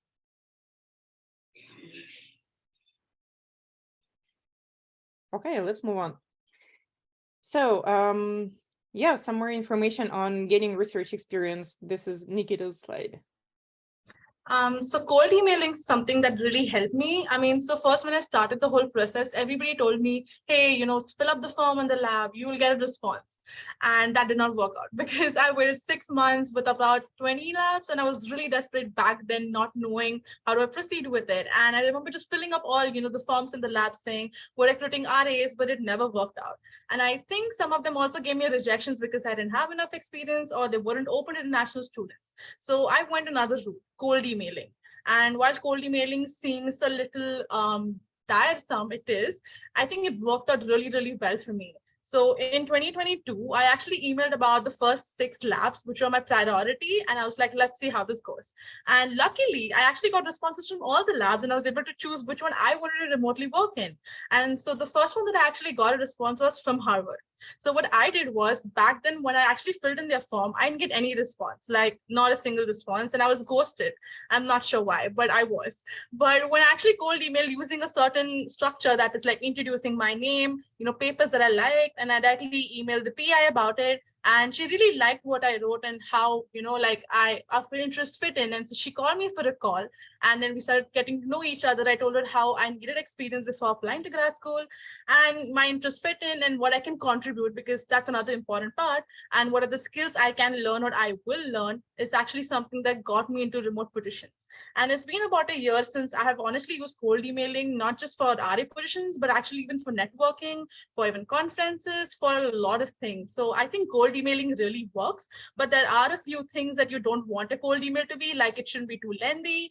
It shouldn't I keep my template this way. I have a template set up, but I obviously try to subjectifize it differently with different professors because I try to read the lab's work, the professor's work, make sure I'm very familiar with it. Also make sure that they have some capacity to have remotely. For example, if labs do not have any projects that are doing online, then you're obviously going to get a sad rejection email saying, unfortunately, which is also something that I've read a lot. But if there are labs where you can work remotely, I think the cold email can definitely work. So this is a template that I had made last year. And then conference, I actually just put it out there saying, okay, hey, this is my cold email and you can go ahead and see. So yeah. Yeah, your cold email, actually, the part that you mentioned, their work is fascinating. They love, they love to hear that you are admiring their work. Yes. Don't just cold email talking about yourself. Yeah. Yes, you hear, I particularly loved your paper on. Yes, it's the best strategy. They just detect their line of work and their papers, everything just in a minute. Yes. It just grabs their attention. Yeah, yes. They won't even see your name, but they see their, line of research in your email in the first glance. Yeah, their papers are like their children, so they love it when you love them. Yeah, and one more thing, I just now Nikita talked about her emails for conferences and everything. I just once saw a paper on Twitter and it wasn't openly accessible. I just emailed the person, the first author, and I just in that email to just get access to her paper, I just told her about myself, and she was so kind. She told me, let's have a meeting. And during that meeting, she just introduced me to one of the most, important conferences in our field that I didn't know anything about. So just, these kinds of little questions, introducing yourself and acknowledging their work. I didn't read their paper because I couldn't. I just asked them to give me their paper, you know, attach the paper. And that would do something for me. All right, in the interest of time, let's move on to the next slide. Yeah, this is also Nikita's slide. Yeah. So another way that opportunities are usually put, which is something that I did not know for a long time, was called something called listverse. And this I only came to know, unfortunately, this year, that there are opportunities that sometimes do not reach you and you have no like understanding about is through these groups. These are similar to what Google groups are, and there are opportunities that are mostly full-time positions put. Like one of this is part of a society that I'm a part of, and their listverse is putting up all the opportunities for a full-time lab manager's position or RA positions, and they usually share a lot about papers, publications, or call for contributors and etc. And this is very helpful because as a person that doesn't have access to research, I think I'm too late in understanding that there are positions you can also get apart from cold emailing. Like this is of course only applying for more full-time positions than someone that may be looking for a volunteer or remote positions. But this is just an example of a screenshot that I put from a listverse that I'm actually been following for a few months now, and they put up a lab manager's position, and this is something you should definitely consider. I think even the APA has a few of different divisions, has a few listverse that you can definitely follow according to your interests. Yeah, listservs are a great source of finding about opportunities. So if you're interested in social and personality psychology, definitely get into the Society for Personality and Social Psychology, SPSP, and join their listservs. They are great for finding opportunities. Yeah, and more.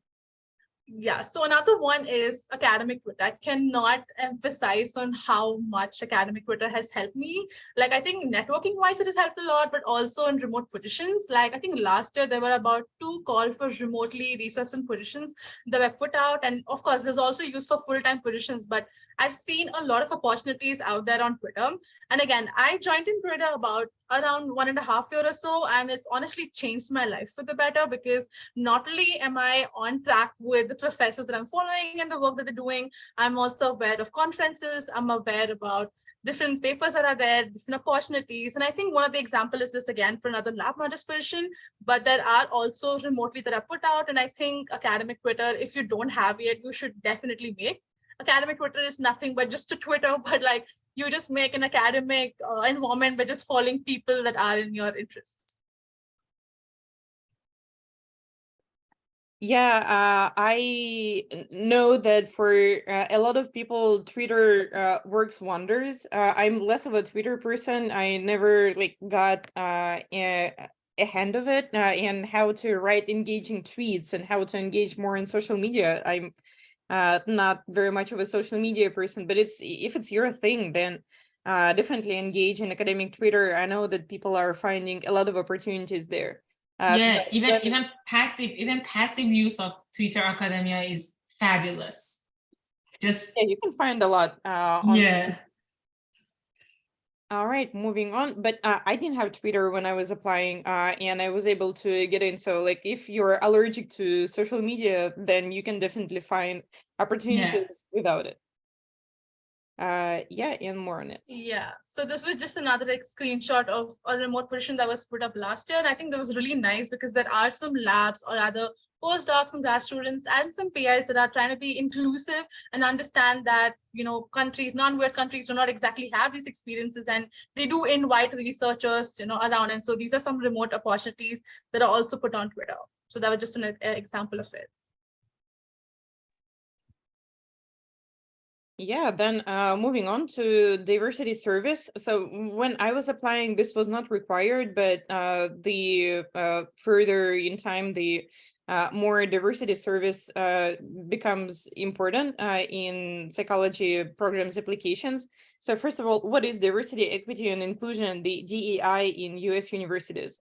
Those are efforts to increase access to education and academic career to groups that have been historically marginalized and underrepresented in the US. So it's important that for US universities, they mainly look at the social structure in the US And my impression is that they think that the social structure in marginalized groups are the same around the world. So US society kind of spreads to the whole world in their minds, which sounds weird, but this is what I encountered in the US. So those groups are women in STEM fields, so science, technology, engineering, and mathematics.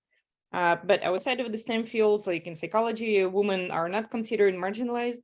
Then people of color, LGBTQ plus identifying people, students with disabilities, etc. So in the US, those groups are the ones that they kind of prioritize in those efforts, but it might be different in your country.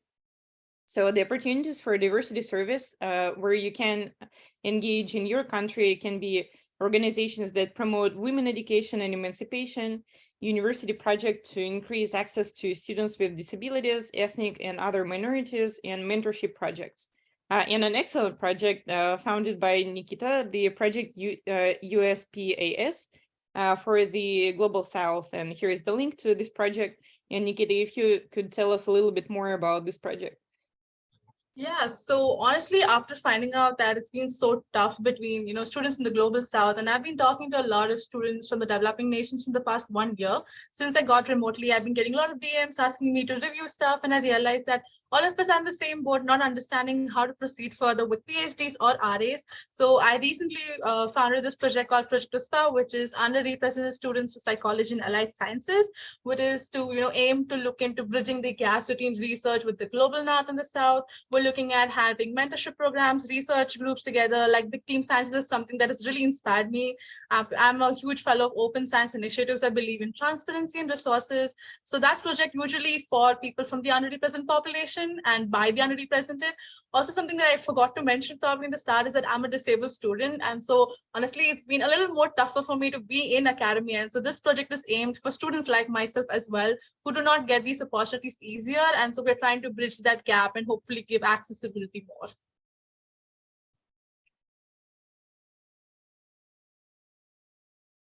Okay, thanks a lot for sharing that. And thinking about the opportunities where you can engage in some countries, it might be dangerous to engage in those opportunities. For example, in Russia, if you're advocating for LGBTQ plus, you can get a fine or Get executed. you can go to prison. In Iran, if you're advocating for women, you can also get in trouble. So yeah, keep your safety first on your mind when you're thinking about where to engage. And people in the US don't realize that it might be dangerous in other countries because they live in a completely different situation. They don't know about it. But we will talk about it a little bit more when we get to the diversity statement. Yeah, in the interest of time, let's move on with this. Yep, so this is... Yeah. So something that I also wanted to add is that a lot of diversity services experience can also be being sitting on a member of a DIE initiatives. Like a lot of societies or universities for that matter have a committee that usually looks into it. And I think they're open to international students or underrepresented population. And I think I'm on this on this committee called SIPS, which is where I am in the Diversity, Inclusivity, and Equity Committee. And we look into having what we can do in sort of having more representation and inclusivity. And one of the things that they came up with is having a free membership, because a lot of societies that you work in or you involve your research with is in societies, and sometimes they have membership fee to pay, which if you are in the developing nation, it could be a lot in dollars. And so some of these initiatives also include like giving free membership. I think one of the example is SIPS, and the other one in the next slide is another cognitive society. And I think if you are a part of a membership or a society, I think you should definitely sort of be on these committees, because I think your concerns on voicing out the representation really matters. Yeah, thanks for that. SIPS is a great society to join, and also they don't have the admission fee, so you can join the society for free, and they have a lot of online opportunities, so you can engage in diversity service there. And also you can get research experience in this society, so it's a great way to get some research experience and diversity service experience. Yeah, and more. Yeah, this was just another example of another allied sciences of cognitive science society, which is like pay what you can option. And since I didn't have the amount that they were looking for, I actually ended up being free membership. So that's another part of it. All right, so moving to getting references, your recommendation letters. So at least 2 of them should be from professors, and 1 more can be from, let's say, a nonprofit that does research. This was my situation. One of my references was from a nonprofit. Then conduct detailed career-focused conversations with them and explain them how recommendations should look like in the US. So as Razia pointed out before, in many countries, the professors tend to be more humble in their letters about the students, and this will be contrasted with US professors who like go boom, this is the best student in their letters of recommendations. So have conversations about this with them. You may write letters of recommendation for them so that they can just sign it and put it in the university admission system. And the important question that you can discuss with them during those conversations is, I was wondering if you could write me a strong letter of recommendation. If they are not ready to write you a strong letter of recommendation, it's better to find someone else who can write you a letter of recommendation. So if they just write something like, yeah, this student was in my course, they are an okay student, this will not get you into a PhD.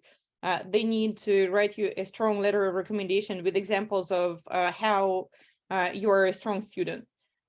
So you should ask about this about 2 months or earlier and give them at least 1 month for writing letters. So that's why we indicated October in the application calendar, so that they have a lot of time. And then it will take you multiple reminders and a lot of nerve-wracking minutes while they are writing their letters. My recommendation letter providers took a while to write their letters. Most of them did this at the last minute, and my advisor from Russia asked me to write him a draft of the recommendation letter on the day of the application in the evening. So I had like a few hours to provide him a letter, and yeah, this was pretty nerve-wracking. So once you secured their agreement to write a recommendation letter for you, you can provide them with a reference packet that includes your CV, your writing sample, your transcript, and perhaps some bullet points of what you think they might highlight in their letter. Or you can just write this letter for them yourself, because many of them outside of the US don't, especially in non-weird countries, don't know what to include in those letters, and they end up writing some generic letters saying that, yeah, this is a good student, you should admit them. And then this letter won't be a strong letter from the point of view of American universities.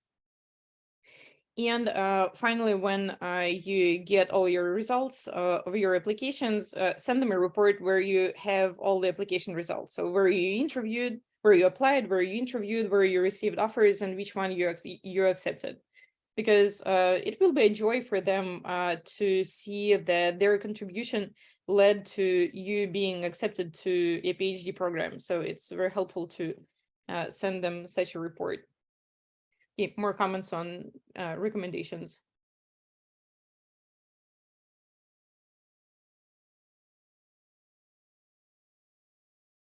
Okay, let's move on.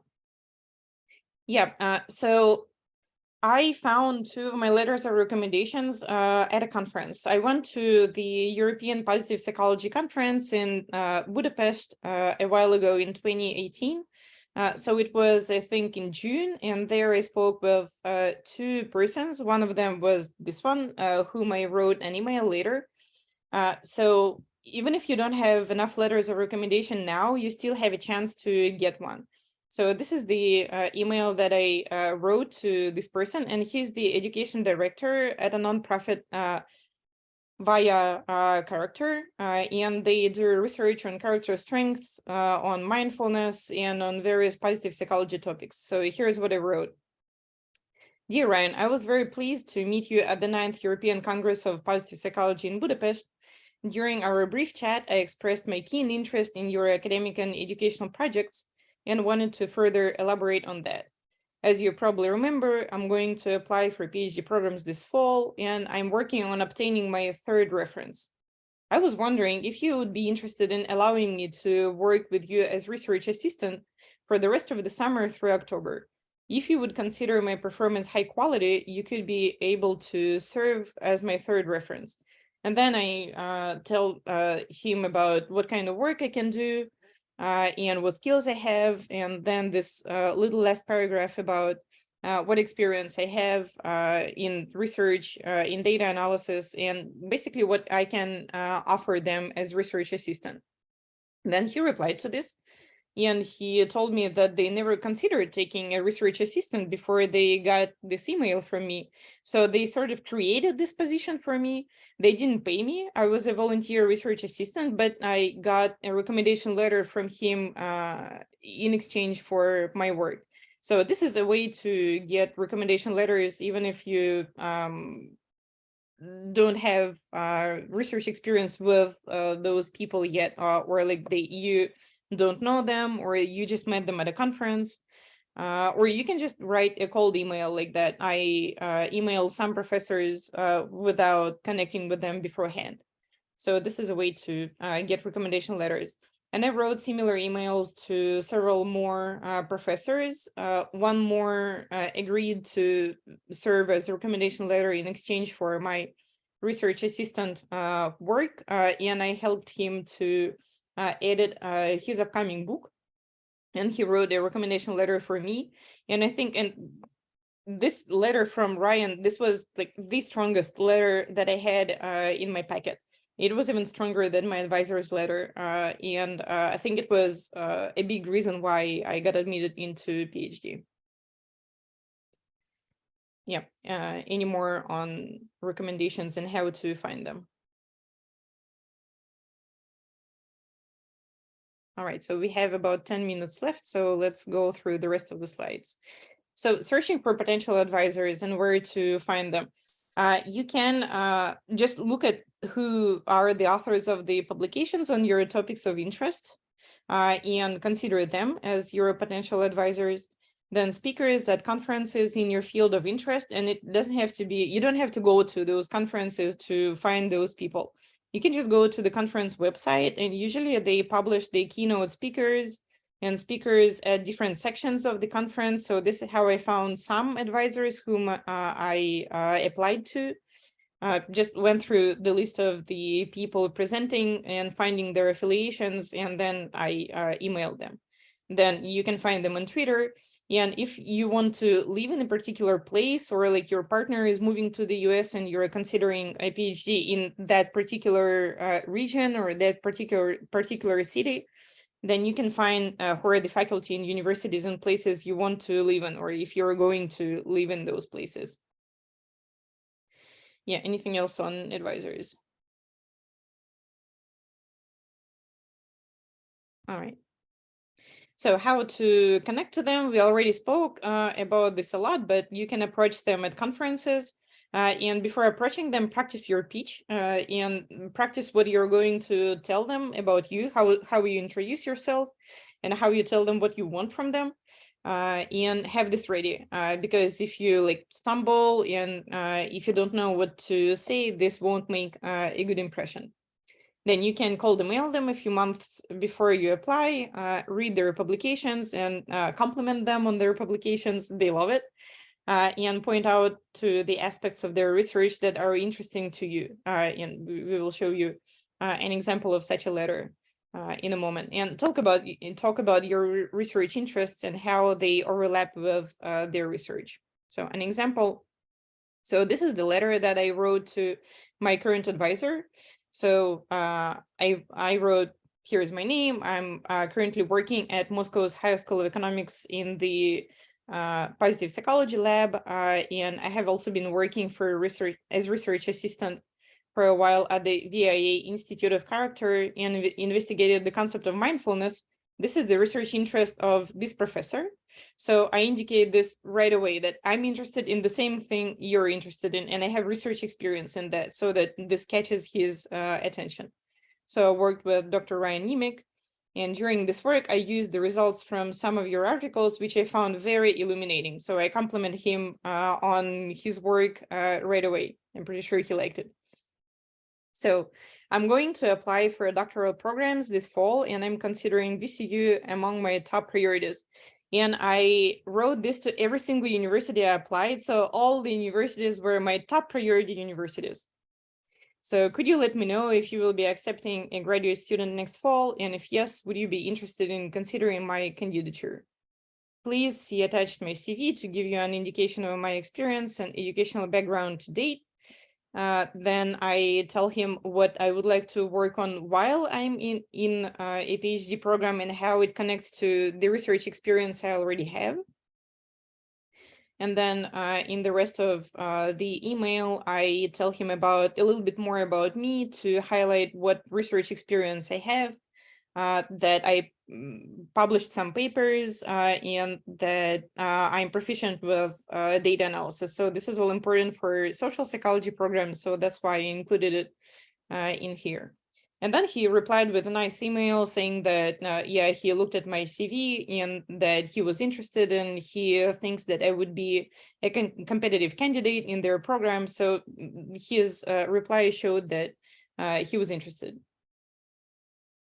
Yeah, and if you don't get replies to those emails, it's okay, because the advisors are busy, and they may not answer your emails right away, or sometimes they won't ever answer your emails. And it's okay to send them a polite reminder, and then another reminder, but if they still don't reply after a second reminder, just let them be.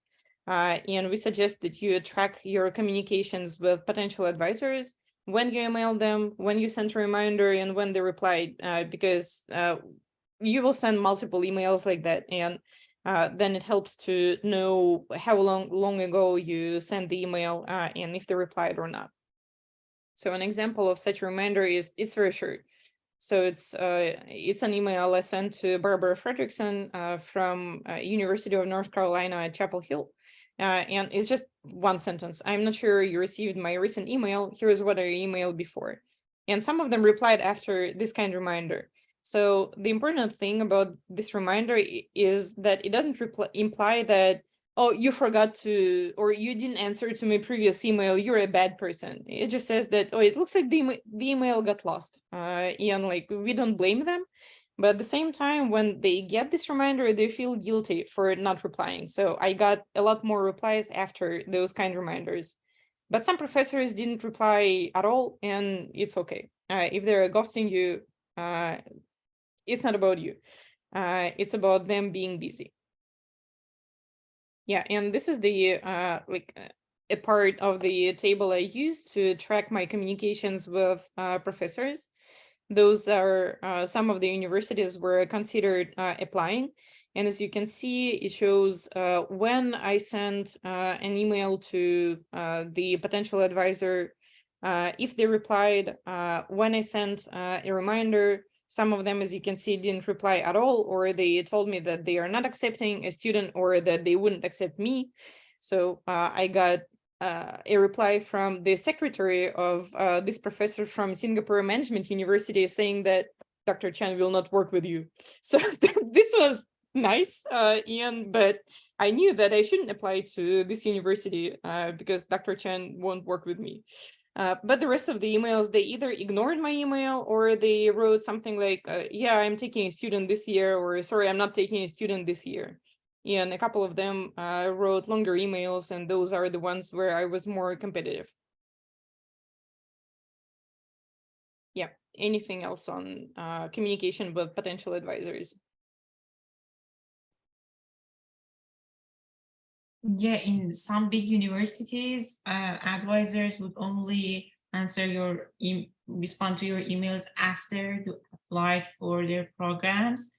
And in some cases, for example, for Michigan State University, first you should be admitted through committee, and then afterwards you should contact two advisors. So when you, for example, reach out to an advisor for example, 2 or 3 times, and you think that program is best fit for you, then again ask the graduate directors about the policy of their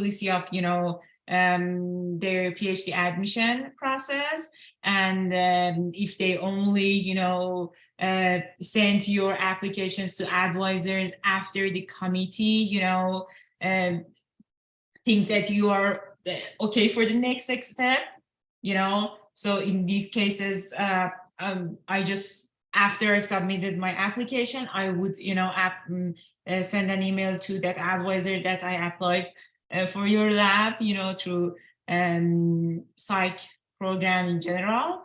And other than that, sometimes it's good to reach out to PhD students in your dream advisors labs, and reach out to them, ask them for advice, ask them for comments on your SOP.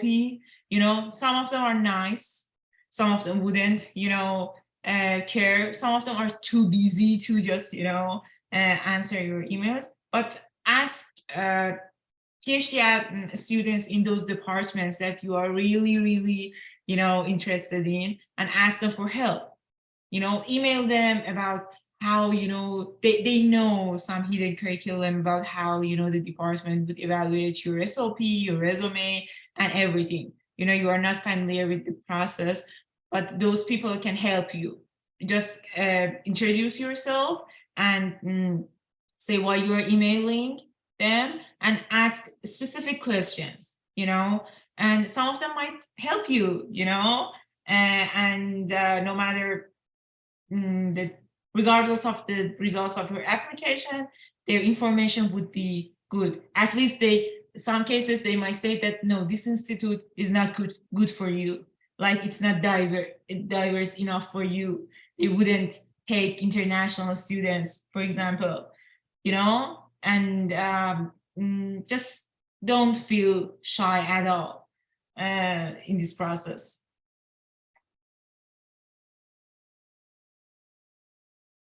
Yeah, thank you for this comment.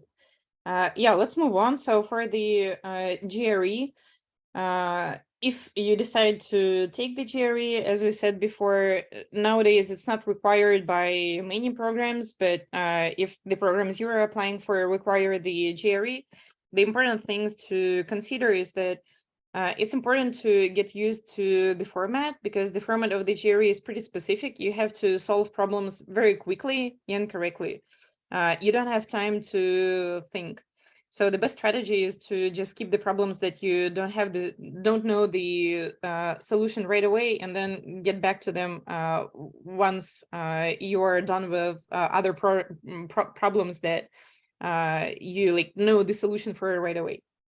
Then for the practice time, spend about 80% on the math problems and 20% on everything else, because the programs look mainly at the math score, and they look less at the verbal and essay score. Then take practice tests on the ETS website. Those are free. And also use the Magoosh problem bank. Magoosh is a third-party company, but they make really good problems, math problems that are very similar to the ones you get on the GRE. So once you run out of GRE math problems, then you can get to the Magoosh problem bank. You have to pay for it a little bit, but it's worth it. Then the best books to prepare for the GRE are the 5 pounds book of GRE practice problems. I focused on this book, and it took me about like 4 months, 5 months maybe, to solve all the problems from it. But again, I was out of my math practice for a long time by the time I took the GRE. So if you're better at math, it will take you less time. And then once I figured out what areas of the GRE I'm good at, what areas I'm not so good at, I switched to the Manhattan GRE books. And those are focused on different areas in math that are on the GRE. So I practiced more in the areas that I wasn't so good at. Then it's important to get used to the GRE screen calculator. Don't use your phone calculator or the physical calculator. because the GRE screen calculator is very cumbersome. And once you are in the GRE, if you're not used to it, it will slow you down. And slowing down is bad for your score. Then you can practice writing essays. And every single topic of the essays is on the GRE website. So if you want, you can write like draft essays on every topic that you can get, although it will take a lot of time. But still, you can look at all the topics and think about what you will write on those topics. And then work on your vocab, even if English is your mother tongue. So you can practice with the Magush flashcards app. This one is free, and I used it for, I think, half a year before the GRE, and I had to learn about like 1,000 English words, and those are the words from like academic English or some old style English, and you won't encounter those words anywhere else except for the GRE. I don't know why they keep this part there. They think that this shows that you are like an educated person if you know the meaning of those difficult words. But yeah, it's just for the GRE. But the Magush flashcards app is very useful for this. So every single day while I was in the Moscow metro in the morning, I would flip through those cards instead of listening to the music or reading books. We already said that, but again, make sure that you have time for at least 2 attempts because you likely won't do your best on the first attempt. Yeah, in the interest of time, let's move on with this. So CV, this is a living document that shows the course of your life, that shows what education you have, your research experience, and so on. So the best way to tackle your CV is to add your experience to it right after you get those experiences. For example, if I participated in a conference, I put it on my CV right after the conference. If I get a new publication, I put it there. If I get any new diversity experience, I put it on my CV. For example, after this webinar, I will go ahead and open my CV and put it there. It's better to do it right after those experiences than wait until experiences accumulate because you will just forget about them. And it's easier to keep your CV in shape like this. So you put your academic research and scientific experiences there and use the reverse chronological order. So your recent experiences go first and your old experiences go last. And the recommended subsections, which you can edit if you want, or if you don't have those experiences, are education, research experiences, publications and conference presentations, teaching experience, honors and awards, but if you don't have them, you may skip this part of your CV. I didn't have this when I was applying. And then community engagement, skills, and professional development. Those are recommended subsections, and you can edit them, you can combine them, you can split them. For example, if you have several publications, then you can make a separate section for them and make it separate from conference presentations. And you can rename them. So it's like a recommended thing, but you can make it different. Okay, anything else on the CV?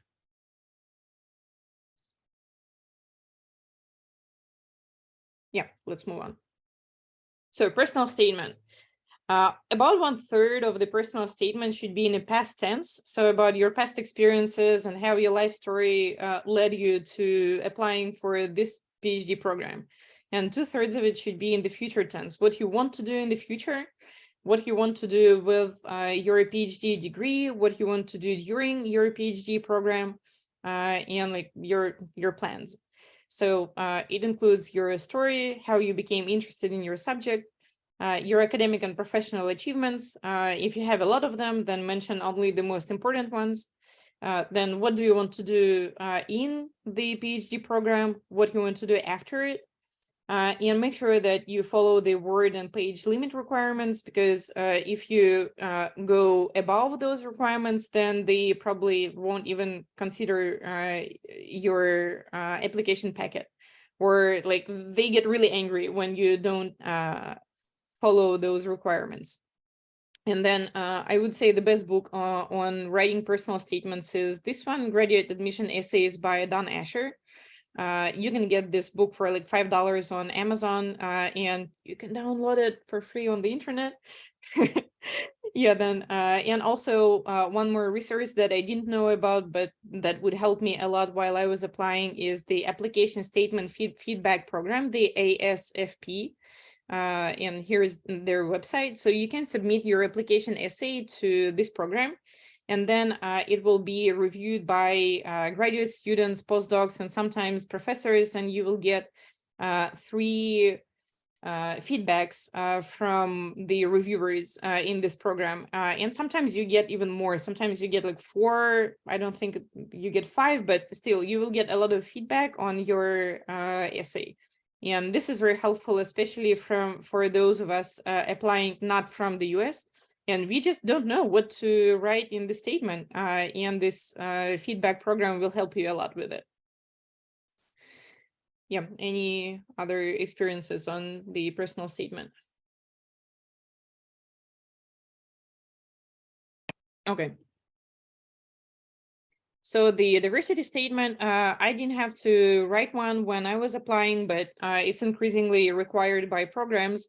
So they either require you to write a separate document, the separate statement, or they ask you to include this in your personal statement, how you in relation to diversity, equity, and inclusion.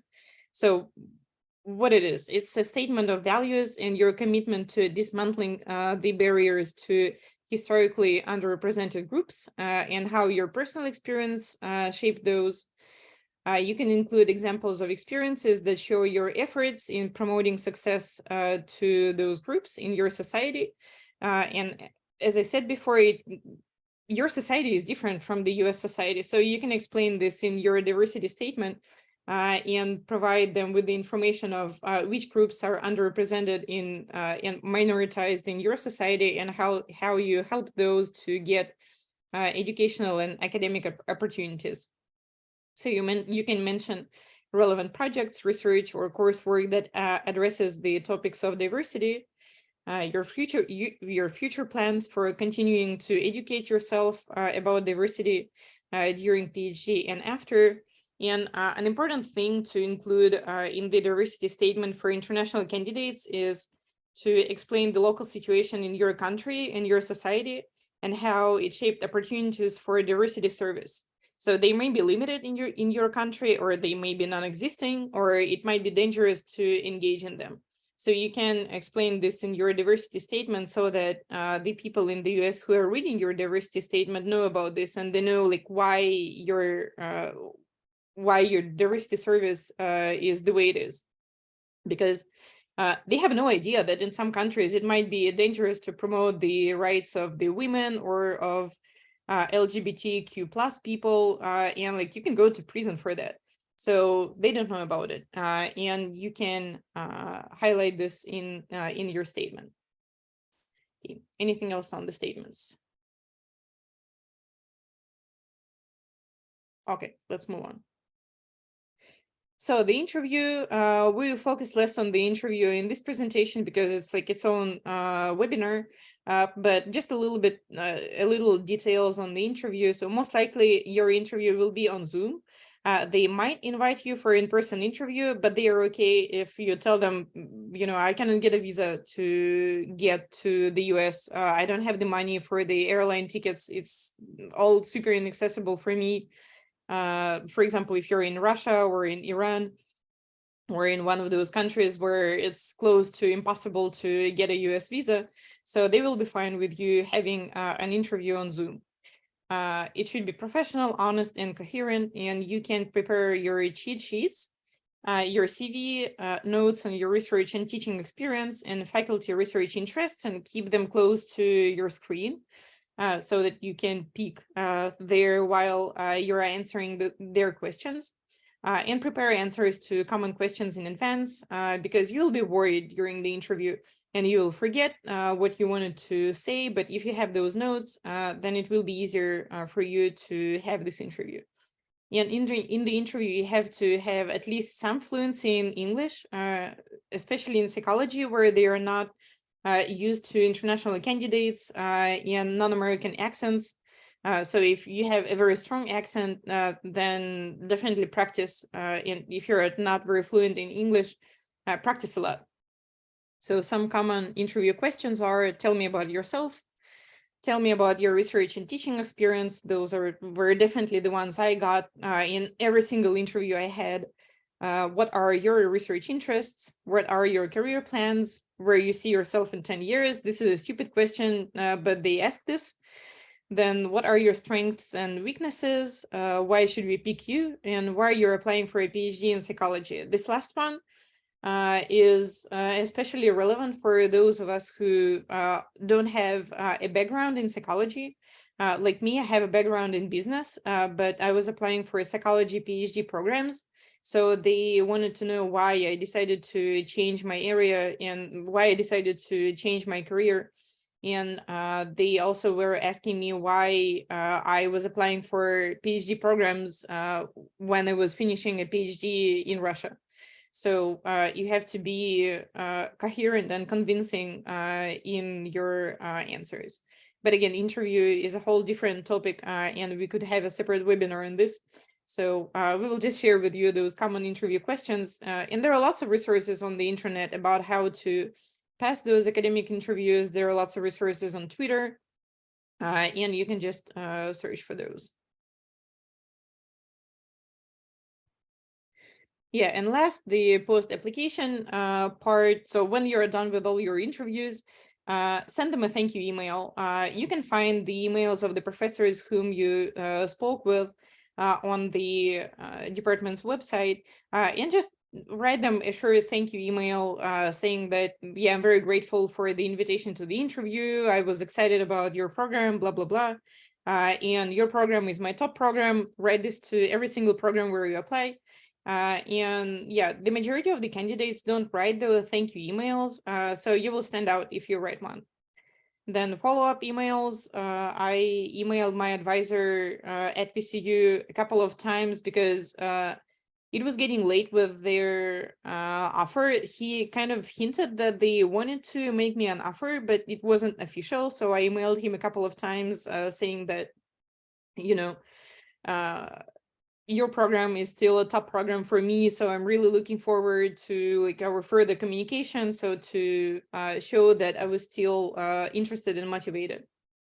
And if you get an offer, then this is great. And in this offer, read the funding part very, very carefully. Because as we said before, there might be some additional expenses that you don't know about, like taxes and student fees and insurance, and usually they include this in the offer. And if it's not in the offer, then you should ask them about it. If they will pay the student fees, if they will provide insurance, and so on. So read the offer very carefully. For how many years you will have the guaranteed funding, whether you will be funded through the summer. So this is all super important, and you should consider the finance part very carefully before signing your offer. And last, the application budget. This is my example. I spent quite a lot of money on applications, and the red parts are the ones that I wouldn't be able to, like, without those expenses, I wouldn't be able to get in the PhD. The blue ones were, I could kind of skip it, but it was still very important. And the black ones are the ones that I could safely skip. So the overall preparation, I just bought the graduate admission essays book, the one by Don Asher I shared before. It was like $6, but it was worth, I don't know, $100 because it gave a lot of important advice on how to write your statements. Then I took the GRE psychology because my degree wasn't in psychology, so I wanted to show them that I know psychology. But it wasn't necessary. Some programs explicitly said to not send them the GRE psychology scores. So yeah, I could safely skip this and save $150. Then I took the GRE twice. I took the TOEFL once. This is how much it was back then. Maybe now the price is different. I don't know. Then I bought a few books to prepare for the GRE psychology. I could skip those. Then I paid for this online writing practice for the GRE essays. And it was kind of important, but I could skip this as well. Then those books I didn't need to buy. Then I had to, so ETS that handles both GRE and TOEFL asks you to pay for, so they send your scores to 3 programs for free. And then they ask you to pay for every additional university where you send your scores. So it was quite a lot of money to send my results to all those universities. Then I had to do the evaluation of my documents, my diplomas, and send it to the universities. And this is how much it cost. And then I had 6 DHL deliveries because some universities required to send them the paper documents. Maybe you can negotiate about it and tell them that, you know, it costs a fortune to send those from my country. So maybe they will accept the scans, and then if you're admitted, then you will provide them with the paper documents. So try to negotiate about that, but this is how much it was for me back then. Then the application fees. I think there was one university that didn't have an application fee, the Colorado State, but the rest of the universities required those fees, and this was the range. So from like $37 to $125, and negotiate with them to try to waive those fees, because if you're applying a lot like I did, this was quite a lot of money. So it was $1,000 just in application fees. Then to get recommendations, I had to go to this conference, and the conference fee, I think no, it wasn't paid by my university. I had to pay for it myself. And then I had to pay for the flight there and the hotel, and then the dinner cruise where I spoke with some potential advisors. So I consider this important for my application, but it's not necessary for yours. If you can get applications, if you can get recommendations in a different way. And then the visa fees, I know those are higher now, but back then in 2019, when I was accepted, at PCU, those were the fees, and this was my overall fee. I would say I could save about 1,500, so I could pay less for it. But yeah, applying for PhD is expensive.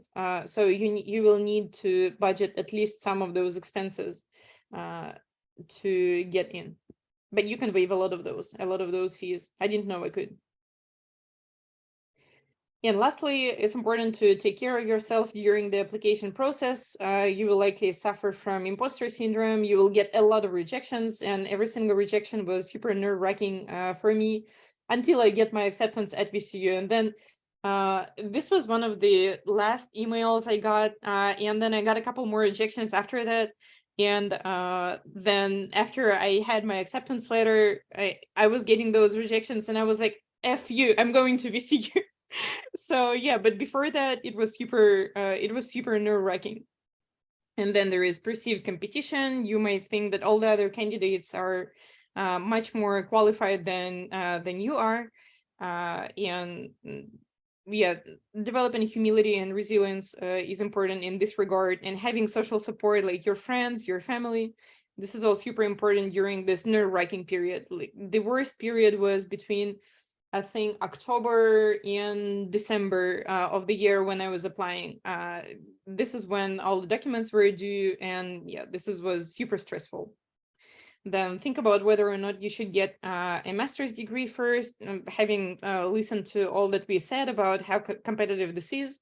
So probably if you have the funds to pay for an MS degree, then you might consider getting this first. Then pace yourself, set a schedule, plan everything in advance, and keep organized. So I have a couple of spreadsheet examples for tracking the programs and what the requirements they have, and the communications with potential advisors. And then I use the separate spreadsheet to check all the application documents, who submitted the letters of recommendation, if they got my documents, if they got my GRE and TOEFL scores, and so on. So I tracked everything, and it helped me to keep organized. And then there are some more resources that we will share with you after this webinar.